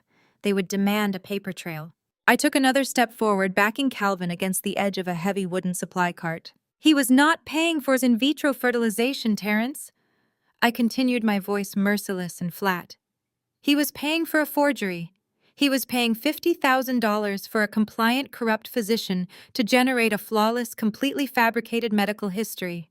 He bought fake sonogram imaging. He bought falsified HCG blood panels. He bought the official signed medical documentation required to present to the probate judge so he could legally steal my mother's legacy right out from under me." The air in the corridor grew incredibly thin. The attending physician, who had been inching toward the double doors, finally slipped silently through them, entirely unwilling to be a witness to the massive multi-million-dollar fraud conspiracy unraveling in his waiting area. Terrence looked down at Jasmine, who was still rocking back and forth in the wheelchair, her fake hyperventilation now replaced by genuine, terrified weeping. She was covering her ears with her hands, completely unable to face the destruction of her luxurious stolen life. He looked at Jamal and Sarah, who were standing pressed against the vending machines, their faces completely drained of color, as they realized their complicity in the fraud had just been exposed. Finally, Terrence looked at Calvin. "You used me," Terrence whispered, his voice trembling with a potent mixture of utter devastation and rising, uncontrollable rage. "You helped her fake an entire pregnancy. You let me throw away my marriage, my home, and my entire life just so you could use me as a prop to get your hands on those shares." Calvin stared back at Terrence. For a long, agonizing second, the wealthy, dignified elder statesman completely disappeared. The mask shattered entirely. The fake loving grandfather and the fiercely protective patriarch dissolved into nothing, leaving behind only the ruthless, incredibly greedy parasite he had always been. Calvin did not offer an apology.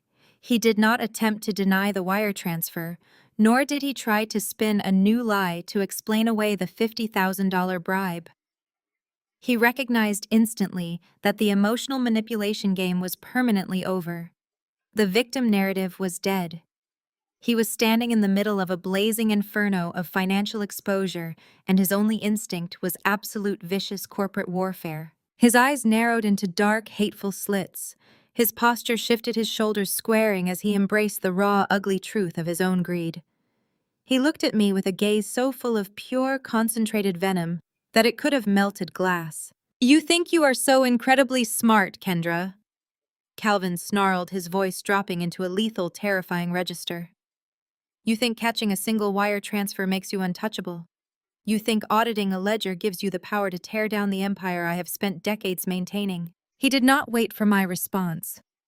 Calvin reached into the inner pocket of his velvet smoking jacket and pulled out his cell phone. His movements were sharp, aggressive, and entirely devoid of the panic he had shown moments earlier. He unlocked the screen, his thumb flying across the digital keypad, as he completely ignored Terrence's devastated presence.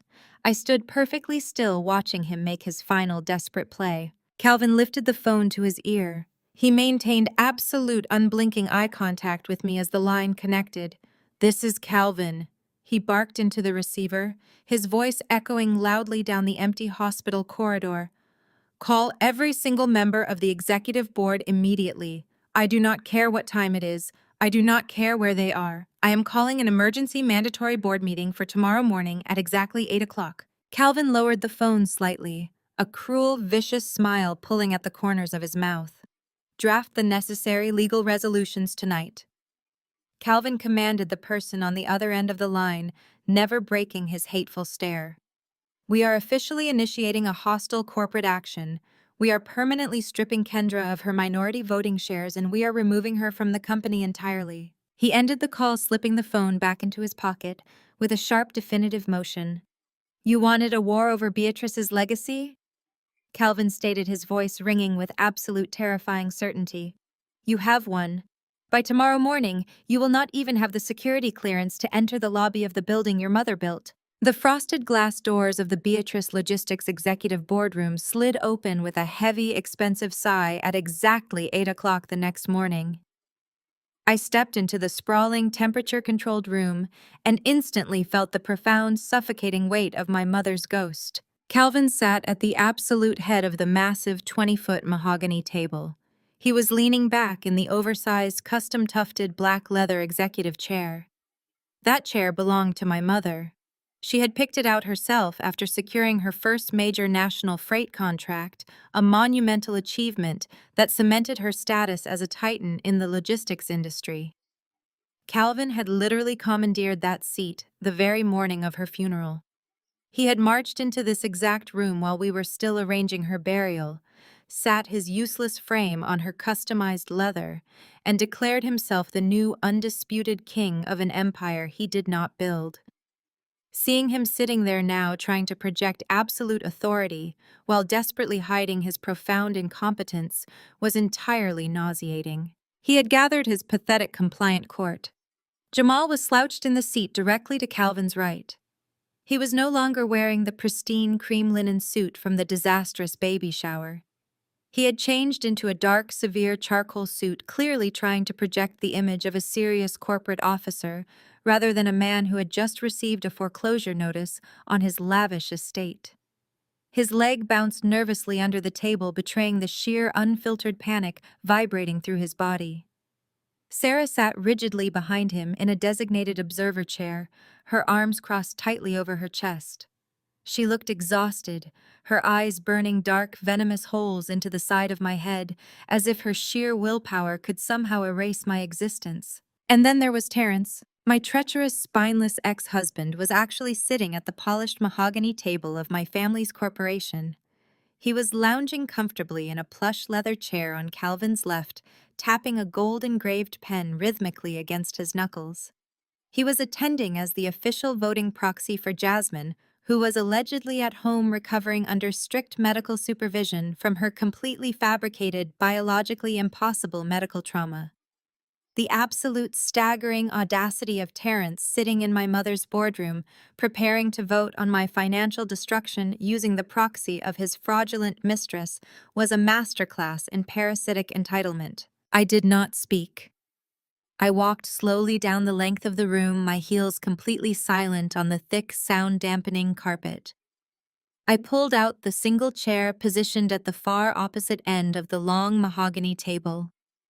I sat down smoothly, placed my structured leather tote bag neatly by my feet, and folded my hands over the polished wood. I looked directly down the 20 feet of expensive furniture straight into Calvin's desperate lying eyes. Calvin cleared his throat loudly, slapping his heavy palms flat against the table to demand attention. He completely ignored the financial bloodbath of the previous afternoon. He did not mention the $50,000 wire transfer to the corrupt fertility clinic.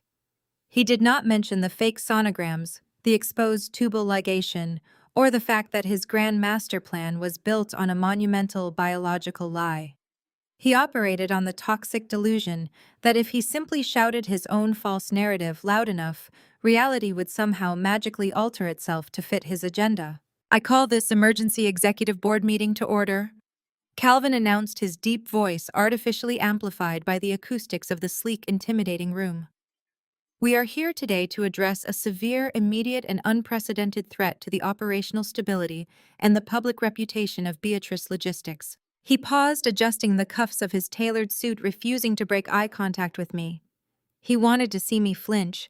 He wanted to see fear. I gave him absolutely nothing but a cold, blank stare. For the past 6 months, Calvin continued, his tone dripping with a highly rehearsed, manufactured sorrow. We have all witnessed a disturbing, rapidly escalating pattern of erratic behavior from Kendra. We have tried to be understanding as a family. We have tried to offer grace and patience during her difficult personal transition regarding her divorce.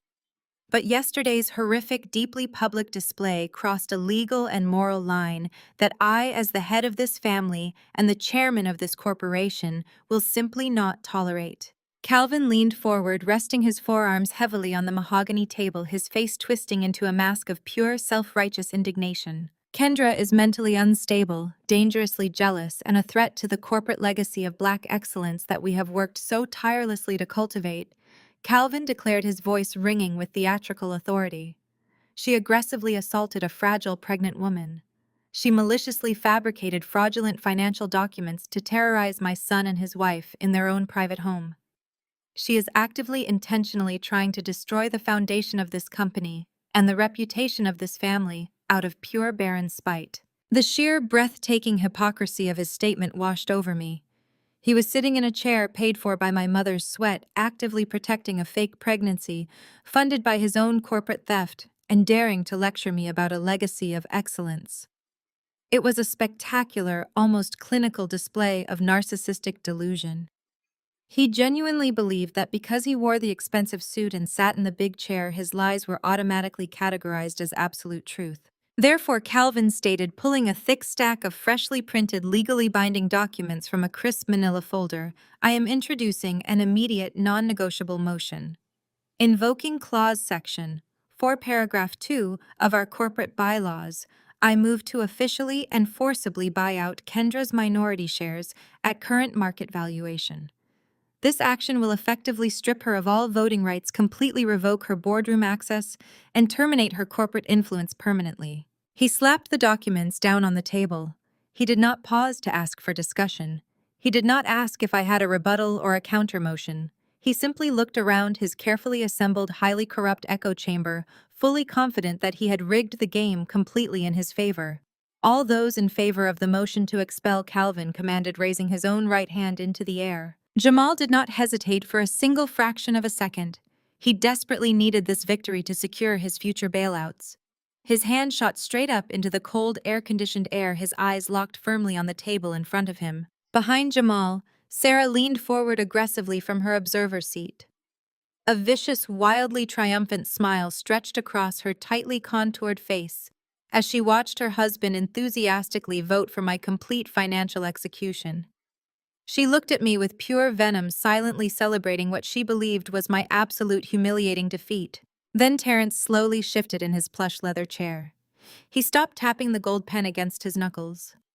He looked all the way down the long expanse of the shining mahogany table, locking his gaze directly with mine.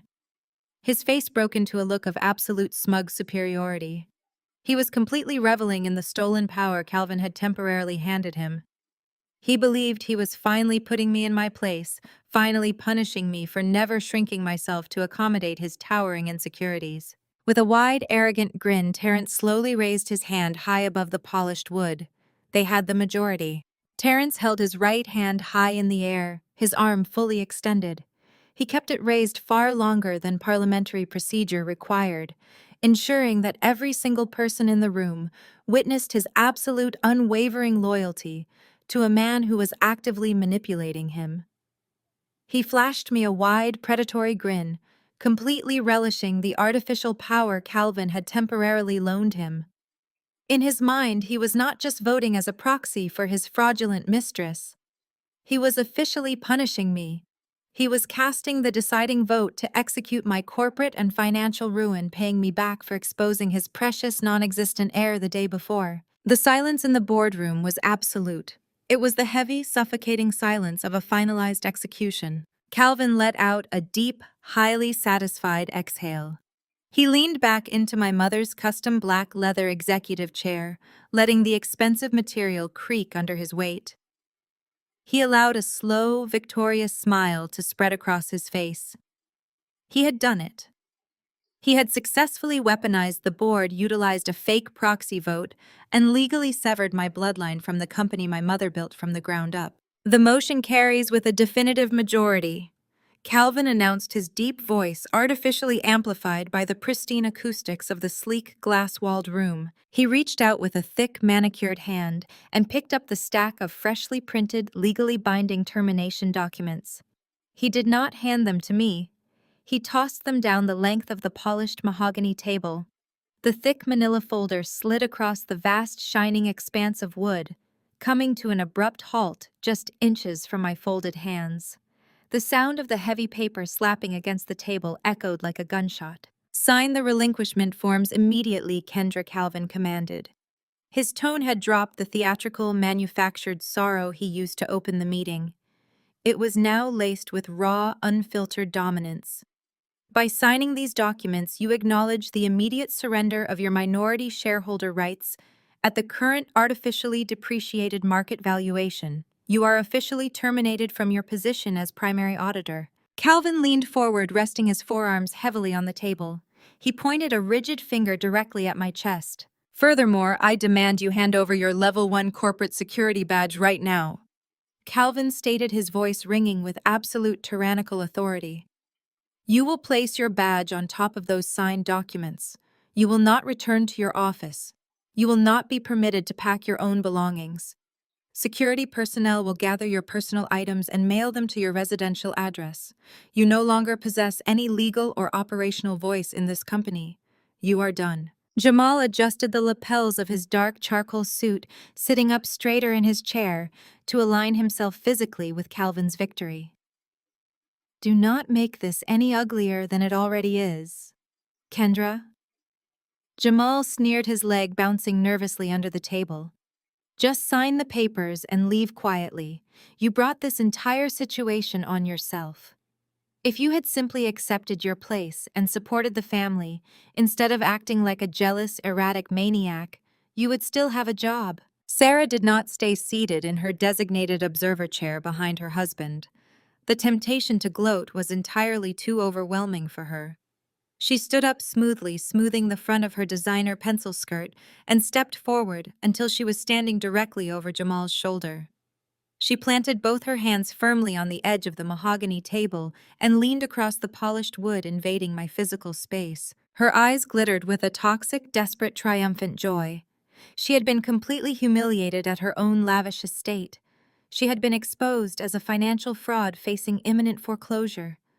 Now she desperately needed to watch me fall to validate her own crumbling existence. She stared directly into my eyes, her face twisted into a mask of pure vindictive satisfaction.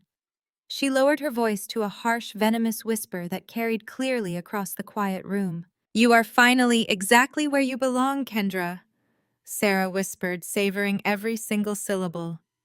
"At the bottom." I did not flinch. I did not break eye contact with her. I did not reach for the gold pen Calvin had slid across the table, and I absolutely did not reach up to unclip my corporate security badge from my lapel. I simply sat there, in the heavy silence, observing my family. I studied the frantic, desperate need for validation etched deeply into Sarah's heavily contoured face. I noted the sweat beading on Jamal's forehead, despite the frigid, heavily air-conditioned temperature of the executive suite. I watched Terrence puff out his chest, looking incredibly proud of his cowardly manipulated proxy vote. And finally, I shifted my gaze all the way down the long table to Calvin, who was impatiently tapping his thick fingers against the armrests of my mother's chair, waiting for my absolute broken submission. They had built a unified, incredibly toxic front. They were completely convinced that their rigged board vote was the ultimate inescapable weapon. They genuinely believed that signing a piece of paper could erase my bloodline, erase my mother's legacy, and permanently bury my meticulous financial audits. I took my time. I let the silence stretch until it became physically uncomfortable for everyone in the room except me. "Are you deaf, Kendra?" Calvin snapped. His performative patience had instantly evaporated, replaced by genuine bubbling irritation. "Security is waiting in the lobby right now. Do not force me to humiliate you further by having you physically dragged out of this building. Sign the papers and hand over the badge." I completely ignored his threat. With slow, deliberate precision, I reached down to the floor beside my chair. I gripped the thick leather handle of my structured briefcase and lifted it smoothly, placing it squarely on the table directly on top of Calvin's termination documents. It was my mother's briefcase. It was the exact vintage oxblood leather attaché she had carried into every major contract negotiation during the founding years of Beatrice Logistics. Bringing it today was not an accident. The family immediately reacted to my calm, unhurried movements. Terrence let out a loud, exaggerated groan, throwing his hands up in the air in a dramatic display of annoyance. "She is stalling." Terrence complained to Calvin, completely buying into his own newfound authority. "She knows she has absolutely no leverage left. She is probably looking for a tissue to stage another screaming, crying fit. Just call security and have her removed immediately." "Let her dig around in her little bag," Sarah muttered, crossing her arms tightly over her chest and rolling her eyes. "It does not matter what kind of fake paperwork she pulls out this time. The vote is cast. It is legally binding. It is over." I placed my hands flat on the top of the briefcase. I positioned my thumbs over the dual heavy brass locks. I pressed the release buttons simultaneously. The sharp metallic clicks echoed like twin pistol shots in the tense, dead air of the boardroom. I did not rush. I lifted the heavy leather flap of the briefcase with agonizingly slow, calculated precision. Let them scoff. Let them mock me. Let them wallow in their premature, arrogant victory. They had absolutely no idea what was actually coming. They had no idea what kind of fire I was about to unleash inside this room. I reached my hand inside the dark interior of the briefcase. Calvin slammed his heavy fist violently onto the mahogany table, making the water glasses rattle. "That is absolutely enough," Calvin roared, his face turning a dangerous shade of red. "I am calling security right now. This meeting is adjourned." Calvin opened his mouth to shout an order to his executive assistant, waiting in the reception area, but the words never materialized. A massive, deafening crash completely shattered the manufactured piece of the executive suite. The heavy, solid oak boardroom doors did not just open. They violently swung inward with terrifying, explosive force. The brass door handles slammed brutally into the glass partition walls, sending a violent, visible tremor through the entire architectural structure of the room. Calvin jumped violently in his seat, his eyes widening in pure shock. Terrence flinched so hard he practically fell backward out of his plush leather chair. Sarah gasped loudly, taking a rapid, stumbling step backward and grabbing Jamal's arm for physical support. Standing dead center in the doorway was Elias. He was completely unbothered by the violent, aggressive entrance. He stood perfectly straight, his face an impenetrable mask of cold, legal calculation. He calmly reached up, adjusting the silk knot of his perfectly tailored tie with complete, chilling nonchalance. He stepped into the room, projecting an aura of absolute, undeniable authority that instantly neutralized Calvin's presence. And stepping into the boardroom directly behind him, moving with coordinated, lethal, tactical precision, were 4 fully armed federal marshals. The heavy oak doors slamming against the glass partitions sent a shockwave through the room. but the absolute stillness of the four-armed federal marshals froze the air in our lungs. They fanned out with practiced military precision, immediately securing both exits. Their hands rested casually but purposefully near their tactical belts. Elias stood at the center of the threshold. He did not look at Calvin. He did not look at Terrence or Jamal. He looked only at me, giving a single, almost imperceptible nod. The perimeter was locked. The trap was sprung. Calvin's face turned a horrifying shade of purple. He leaped out of my mother's chair, his massive frame shaking with rage. "What is the meaning of this?" he bellowed, pointing a thick finger at Elias. "This is private corporate property. I am the acting CEO of Beatrice Logistics, and I demand you remove yourselves from my building immediately before I call the chief of police." Elias did not flinch.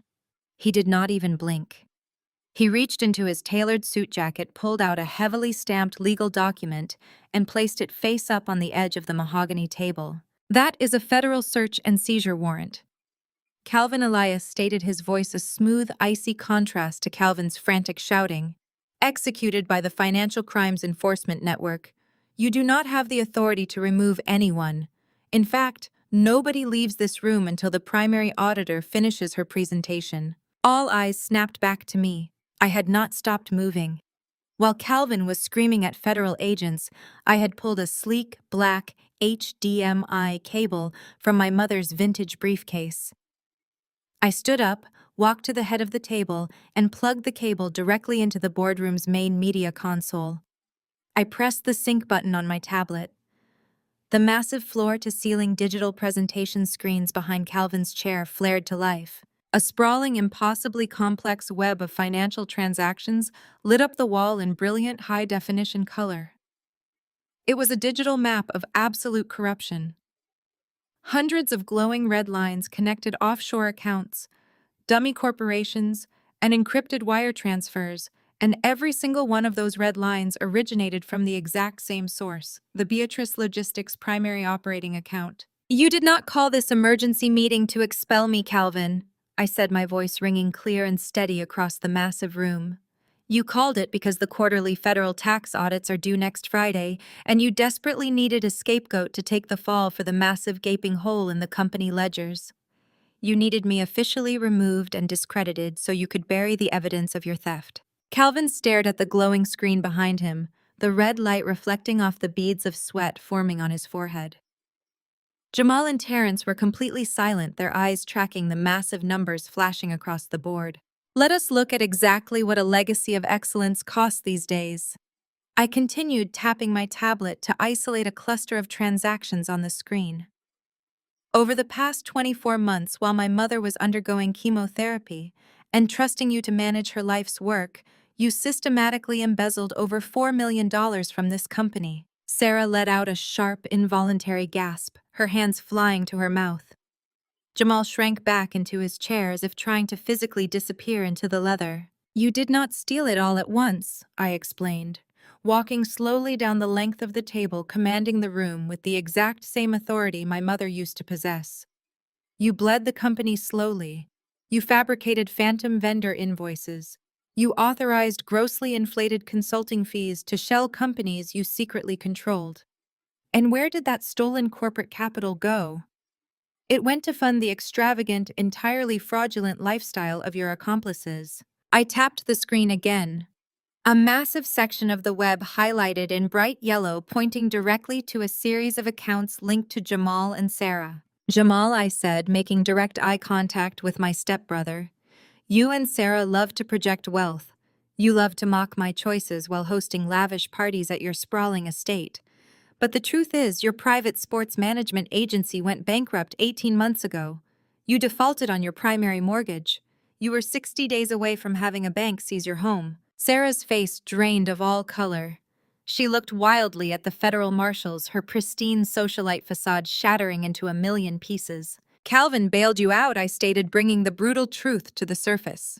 "He wired $600,000 of stolen corporate funds to a holding company, which then miraculously paid off your mortgage arrears and funded Sarah's ridiculous high society wardrobe. Calvin bought your loyalty, Jamal. He bought your silence, and he bought your vote today with money he stole from my mother." Jamal could not meet my gaze. He looked down at his hands, his chest rising and falling in rapid, panicked breaths. He knew the marshals were watching him. He knew the financial paper trail was irrefutable. I swiped the tablet screen, bringing up a new highly detailed cluster of transactions. I turned my attention to the man sitting in my mother's boardroom proxy chair. "And then we have Terrence," I said, my tone dripping with absolute, unfiltered disgust.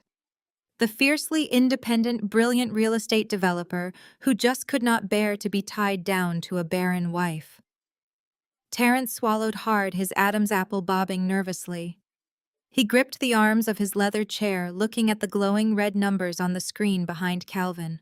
"Your entire commercial real estate portfolio is a house of cards, Terrence," I declared, exposing him completely. "You over-leveraged yourself on the downtown development project. You are facing a massive career-ending default." But suddenly, an anonymous angel investor stepped in with a $1.2 million capital injection. It saved your business and funded the luxurious penthouse lifestyle you are currently providing for Jasmine. Terrence's mouth fell open. He looked at Calvin, a sickening realization dawning in his eyes. "That angel investor was Calvin," I stated, dropping the final hammer. "He used stolen corporate funds to bail you out. He paid for your cars, he paid for Jasmine's designer maternity clothes, and he paid the $50,000 bribe to the fertility doctor to fake her pregnancy. He bought you, Terrence. He bought you so completely that you actually sat here today acting as a proxy for his mistress, ready to vote away my company shares. You are not a successful businessman. You are a highly paid, utterly pathetic pawn." The absolute devastation in the room was palpable. Jamal, Sarah, and Terrence were completely paralyzed by the sheer, undeniable weight of their own financial complicity. They were all tied to the stolen $4 million. They were all implicated in Calvin's massive fraud. I looked back to the head of the table, waiting for Calvin to crumble. I waited for the realization of his impending federal prison sentence to finally break his arrogant spirit. Instead, Calvin did something entirely unexpected. He leaned forward, placing both of his hands flat on the mahogany table, and he began to laugh. It was a low, rumbling, deeply unsettling sound that echoed off the glass walls. It was not the laugh of a defeated man. It was the desperate, hollow, entirely arrogant laugh of a narcissist who fundamentally believed that the rules of reality simply did not apply to him. He stood up slowly, squaring his broad shoulders completely, ignoring the four-armed federal marshals standing just feet away from him. He looked at the massive digital projection of his crimes, and then he looked at me, a vicious, defiant smirk twisting his features. "You truly are your mother's daughter, Kendra," Calvin said, shaking his head in mock amusement. "You love the theatrics, you love the grand self-righteous display, but your fundamental problem is that you think like a subordinate accountant, not an executive." Calvin slammed his heavy fist onto the table, the sharp crack cutting through the tension. "I am the executor of Beatrice's estate," Calvin bellowed, his voice vibrating with absolute tyrannical arrogance. "I am the acting chief executive officer of this corporation. I currently control the legal voting majority of the company's shares. That means I have the supreme unrestricted fiduciary authority to allocate corporate funds, authorize executive bonuses, and structure investments, however I see fit." He gestured wildly to the massive web of financial transactions glowing on the screen behind him. "This is not embezzlement, you stupid girl," Calvin spat, stepping away from the table and gesturing dismissively toward Elias and the marshals. "This is an internal executive distribution of company assets. I did not steal anything. I moved my money to protect my family's interests. You can paint all the red lines you want on a projector screen, but you cannot criminalize my legal authority. This is a civil family dispute over a trust, and these federal agents have absolutely no jurisdiction to arrest a CEO for managing his own company." Calvin crossed his arms over his chest, jutting his chin out in a posture of absolute, unshakable defiance.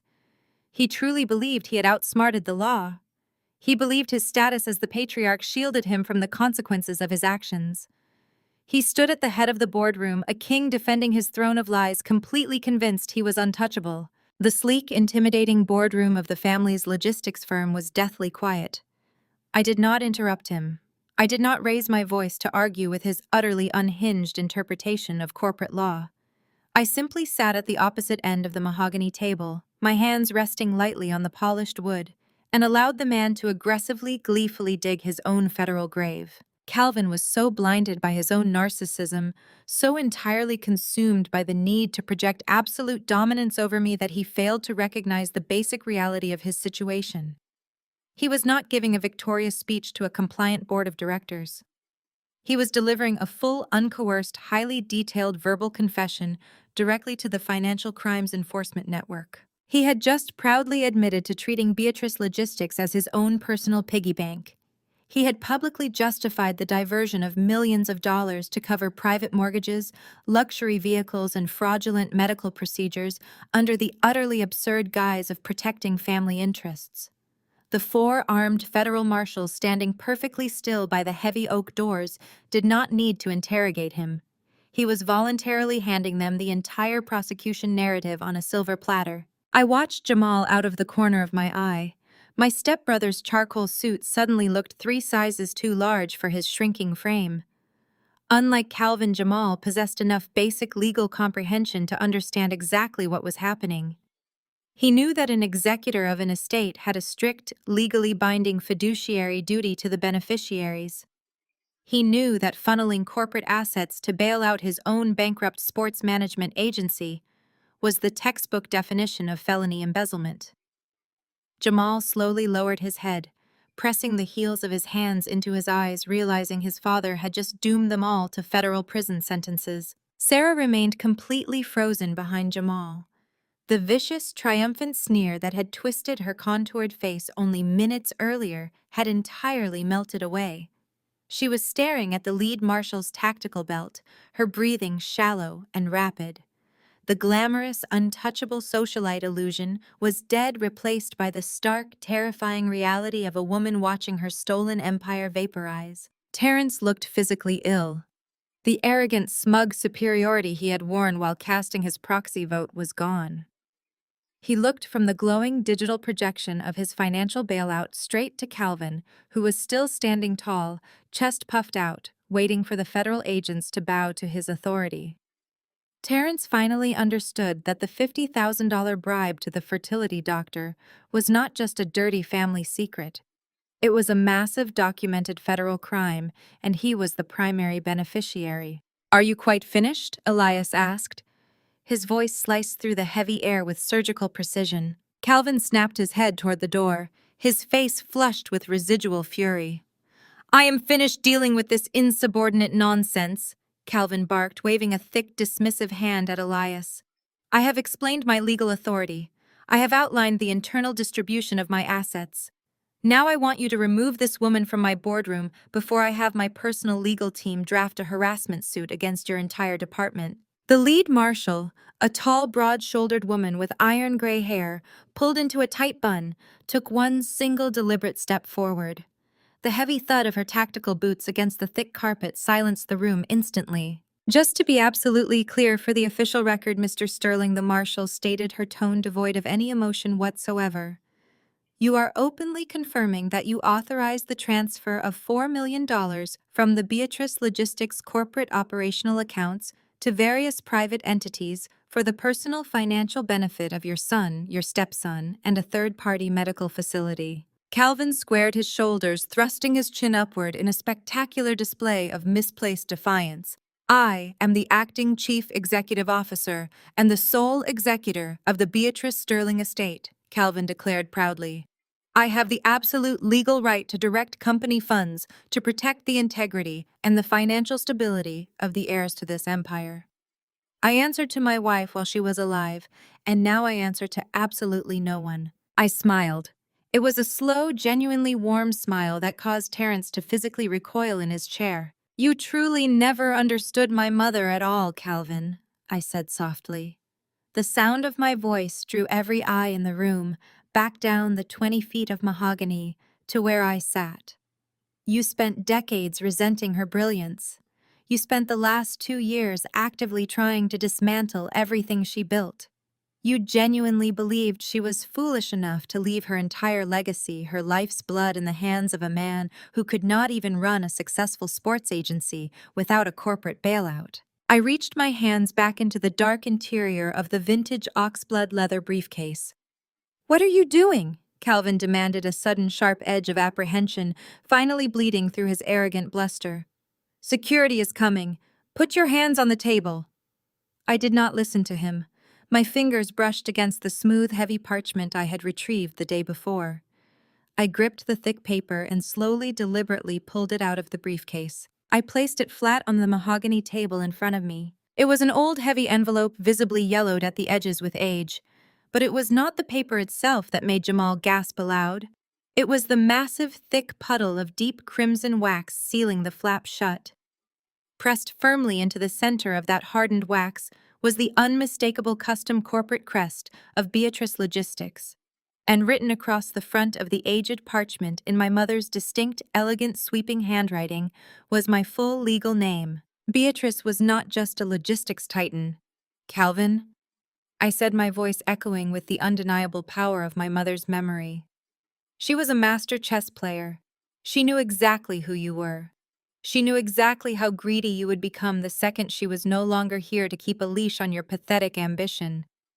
She knew you would immediately attempt to hijack her seat, rewrite her legacy, and bleed this company dry to fund your manufactured image of excellence. I placed my fingertips on the edges of the yellowed envelope.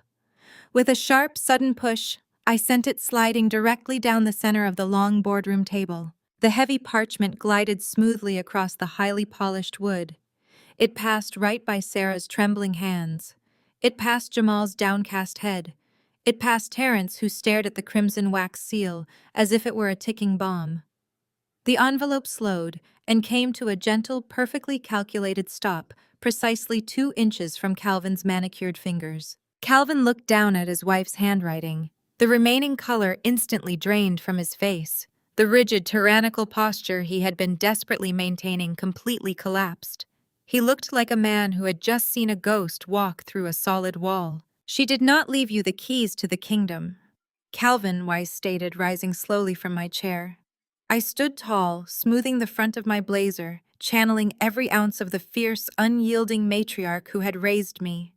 "She gave you a temporary, highly monitored probation period to see if you would hang yourself." I walked around the edge of the table, my heels clicking sharply against the floorboards near the glass walls.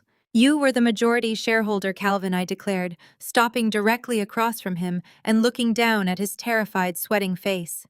"You were the executor. You had the power to run this company. Until I turned 35 on Tuesday and legally unlocked Mom's safety deposit box." The room descended into a suffocating, dead silence. Not a single person dared to take a breath. The deep hum of the central air conditioning was the only sound left in the massive executive suite, creating a stark, chilling contrast to the absolute stillness gripping the boardroom. Calvin stared at the aged envelope resting on the mahogany surface, his eyes locked onto the crimson wax seal, as if it were a venomous snake coiled to strike. His chest rose and fell in shallow, erratic jerks. The tyrannical confidence he had projected just moments prior was evaporating into the cold air. I did not hesitate. I reached out and slid my manicured thumbnail under the edge of the heavy, dark red wax. The sharp, brittle snap of the seal breaking echoed violently across the room. Calvin actually flinched at the sound, his thick shoulders jumping defensively. I pulled the folded parchment free. The paper was thick, expensive, and carried the faint, lingering scent of my mother's signature jasmine perfume. A sudden sharp ache blossomed in my chest, but I pushed it down, burying the grief under a mountain of cold, calculated resolve. I unfolded the heavy document, letting my eyes scan the familiar, elegant, sweeping cursive before I began to speak. "To my brilliant, resilient daughter, Kendra," I read aloud, my voice completely steady, carrying the undeniable weight of Beatrice Sterling into the room she had built. "If you are reading this, it means you have reached your 35th birthday. It also means you have survived the probation period I intentionally set for the parasites occupying my home." Jamal let out a pathetic, strangled whimper. Sarah grabbed his arm, her carefully manicured nails digging deeply into the fabric of his dark charcoal suit. I knew Calvin was bleeding the corporate accounts. I continued reading, my eyes never leaving the page, letting my mother's powerful voice dominate the space. I watched him siphon funds into offshore holdings and dummy corporations while I sat in chemotherapy chairs. I watched him manipulate Terrence, preying on that boy's towering insecurities and remarkably fragile ego. I saw Jasmine for exactly what she was the very first moment she stepped foot into my house. A cheap, calculating opportunist looking for a desperate shortcut to unearned wealth. Terrence stopped breathing. The gold-engraved proxy pen he had been gripping slipped from his slick, sweating fingers and clattered loudly onto the polished hardwood floor. He did not bend down to pick it up. He simply stared at me, his eyes wide with a pure, unadulterated terror. I remained silent. The letter continued, detailing the sheer brilliant ruthlessness of my mother's final strategy. I let Calvin believe he was outsmarting me. I let him build his pathetic, fragile house of cards because I needed him to feel completely secure in his theft. If I had exposed him while I was dying, he would have dragged you into a brutal, drawn-out, highly destructive legal war while you were actively grieving my death. I needed to buy you time. I needed you to step fully into your power to observe their corruption firsthand and to learn exactly how to dismantle them piece by piece. I looked up from the parchment, locking my gaze directly onto Calvin's sweating, ashen face. He looked physically ill. The veins in his neck were bulging against the collar of his expensive dress shirt. The federal marshals flanking the doorway shifted their stances, their hands resting highly visible on their tactical belts, ready to intercept any sudden movements. "Do not let them intimidate you, Kendra," I read, delivering the final crushing blow of my mother's message. "You have the ultimate authority." The document Calvin presented to this family 2 years ago, the one declaring him the sole executor of my estate, is a complete, legally actionable forgery. I left him absolutely nothing. Calvin let out a raw, guttural sound of pure denial.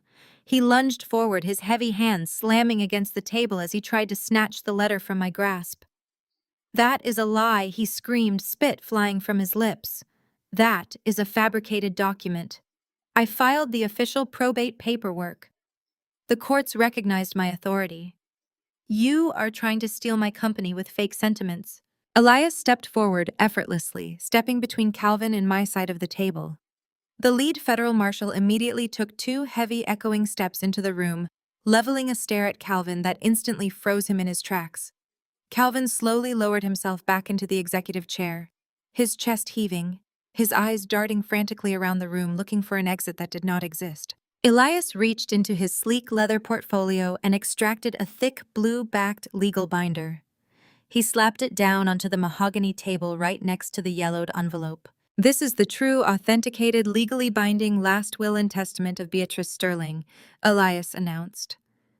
His voice was a weapon slicing through the horrified, panicked gasps of my family with merciless clinical precision. It was drafted, notarized, and filed privately with a federal judge 3 months prior to her passing. It contains biometric authentication and video documentation of Beatrice signing the directives. It completely supersedes any fraudulent, backdated documentation. Calvin Sterling bribed a notary to file in the state probate courts. Elias opened the thick binder, flipping past pages of complex legal jargon, straight to the heavily highlighted executive summary.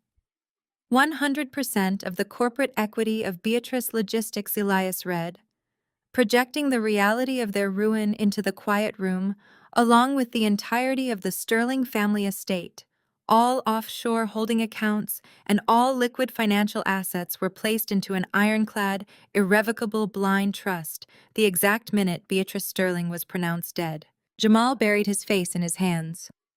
Sarah began to weep openly, the harsh, ugly sounds of a woman realizing her entire privileged existence had just been legally vaporized. Calvin gripped the edge of the table, his knuckles turning a stark, bloodless white. He shook his head back and forth, entirely unable to process the total destruction of his criminal empire. He had spent 2 years sitting in that chair, spending money that was locked away in a federal vault, financing his life through blatant wire fraud, because the actual inheritance was entirely out of his reach. Furthermore, Elias continued adjusting his glasses and looking directly at Terrence. There is absolutely no mention of a first grandchild clause anywhere in Beatrice's actual legal directives. That entire narrative was a complete calculated fabrication. It was a lie invented by Calvin to keep the corporate wealth secured within his own biological bloodline, using Terence and Jasmine's fictional child as the ultimate manipulating anchor. Terence sat completely paralyzed in his plush leather chair. The blood rapidly drained from his face, leaving him a sickening translucent gray. His mouth opened and closed silently like a fish pulled out of water. The horrific, crushing math was finally clicking into place inside his mind. He stared at the empty chair beside him. The chair meant for Jasmine. He had believed she was his ticket to an independent fortune.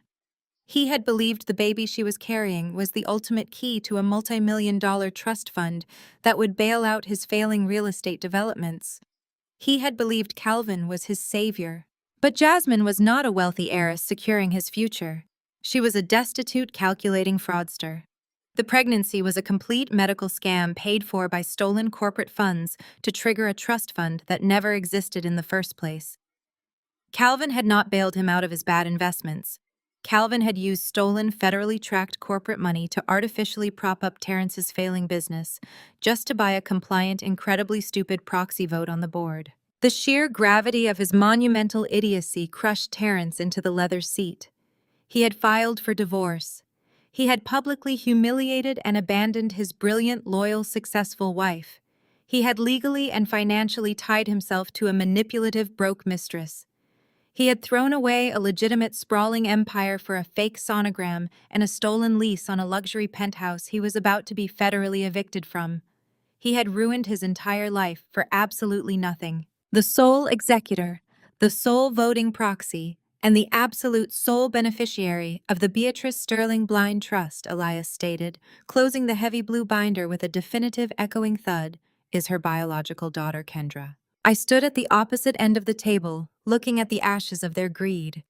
Terence was hyperventilating, clutching his chest as a full-blown panic attack seized his body. Sarah was sobbing hysterically onto Jamal's shoulder, while Jamal stared blankly at the federal marshals, the reality of a massive multi-count federal indictment finally taking root in his mind. And Calvin stood at the head of my table, stripped of his stolen power, completely surrounded by federal agents, facing the devastating, undeniable wrath of the wife he thought he had successfully buried. I reached down calmly, picked up Calvin's ridiculous termination documents, and dropped them directly into the nearest trash can. The boardroom was mine. The crisp, satisfying thud of Calvin's forged termination documents hitting the bottom of the aluminum trash can was the exact catalyst that finally shattered the suffocating spell holding the room hostage. The sheer terrifying reality of the ironclad blind trust crashed down upon the family, and within a single second, their carefully constructed unified toxic front violently disintegrated. The heavy mahogany side door connecting Calvin's private executive suite to the main boardroom suddenly clicked open. Jasmine stepped into the room. She was not bedridden. She was not recovering from a biologically impossible, deeply traumatic medical emergency. She was wearing a flawless, skin-tight designer dress and immaculate stiletto heels, looking entirely healthy and completely furious. She had clearly been waiting in the adjacent office, expecting Calvin to walk in and hand her a document, confirming her new status as a corporate board member with a guaranteed salary. Instead, she had heard the explosive arrival of federal agents and marched in to demand answers, completely unaware that she was stepping directly into a federal crime scene. Terence snapped his head toward the side door. The color had completely drained from his face, leaving his skin a sickly ashen gray. He stared at the woman he had destroyed his marriage for. He looked at her flat, perfectly toned stomach. He looked at the massive digital projection glowing on the boardroom wall, clearly detailing the $50,000 wire transfer from Calvin to the corrupt fertility clinic. "You lied to me." Terence breathed, his voice a hoarse, rattling whisper that rapidly escalated into a deafening roar. "You absolutely lied to me." Terence lunged out of his plush leather chair, sending it crashing backward into the glass partition. He pointed a trembling, accusatory finger directly at Jasmine's face. There is no baby. There never was a baby. You and Calvin fabricated this entire sickening pregnancy just to access a trust fund that does not even exist. You made me file for divorce. You made me give up a legitimate partnership in a billion-dollar logistics empire for a fake sonogram and a barren broke fraud. Jasmine did not shrink back. The fragile, sweet, delicate victim persona she had weaponized for the past 6 months vanished instantly. Her beautiful face twisted into a mask of pure, vicious contempt. She looked Terrence up and down with absolute unfiltered disgust, letting out a sharp, mocking laugh that cut through the tension like a razor blade. You actually think you are a victim here, Terrence? Jasmine sneered, her voice dripping with venomous condescension. You are nothing but a gullible, pathetic mark. You were so completely desperate to feel like a powerful man, so deeply terrified of being overshadowed by a successful, brilliant wife, that you eagerly swallowed the most obvious, ridiculous lie I could feed you. I never loved you. I never even respected you. I only tolerated your towering, fragile insecurities, because Calvin promised me a 7-figure payout from the company trust once Kendra was successfully expelled. You are a spineless, incompetent fool who literally threw away a billionaire wife for a woman who was actively scamming you from day one. Terrence staggered backward, as if he had been physically struck. The brutal, unvarnished truth of his own monumental idiocy hit him with the force of a freight train. He had thrown away a woman who genuinely loved him, a woman who possessed total executive control over an astronomical fortune, all to be manipulated, used, and discarded by a pair of shameless grifters. He clutched his chest, his breath coming in short, panicked gasps, completely unable to articulate a single word in his own defense. Directly across the table, an entirely different disaster was detonating. Sarah was staring at the thick blue-backed legal binder resting on the table in front of Elias. Her perfectly contoured face was streaked with black mascara, her carefully maintained high society composure completely destroyed. She turned her wild, panicked eyes toward Jamal, digging her manicured fingernails painfully into his tailored shoulder. "Tell me this is a trick, Jamal!" Sarah shrieked, her voice cracking with pure hysteria. "Tell me he is lying. You told me the $600,000 mortgage payoff came from a private holding firm. You told me our estate was completely secure. You told me we were safe." Jamal tried to pull away from her gripping nails, his face slick with a cold, terrified sweat. "Sarah, stop," he pleaded, his voice trembling uncontrollably. "I did not know the money was stolen. Calvin told me he had set up a private family investment account. I just signed the transfer paperwork. I did not ask questions. I just needed the bank to stop the foreclosure proceedings." Elias adjusted his glasses, looking at the screaming couple with absolute clinical detachment.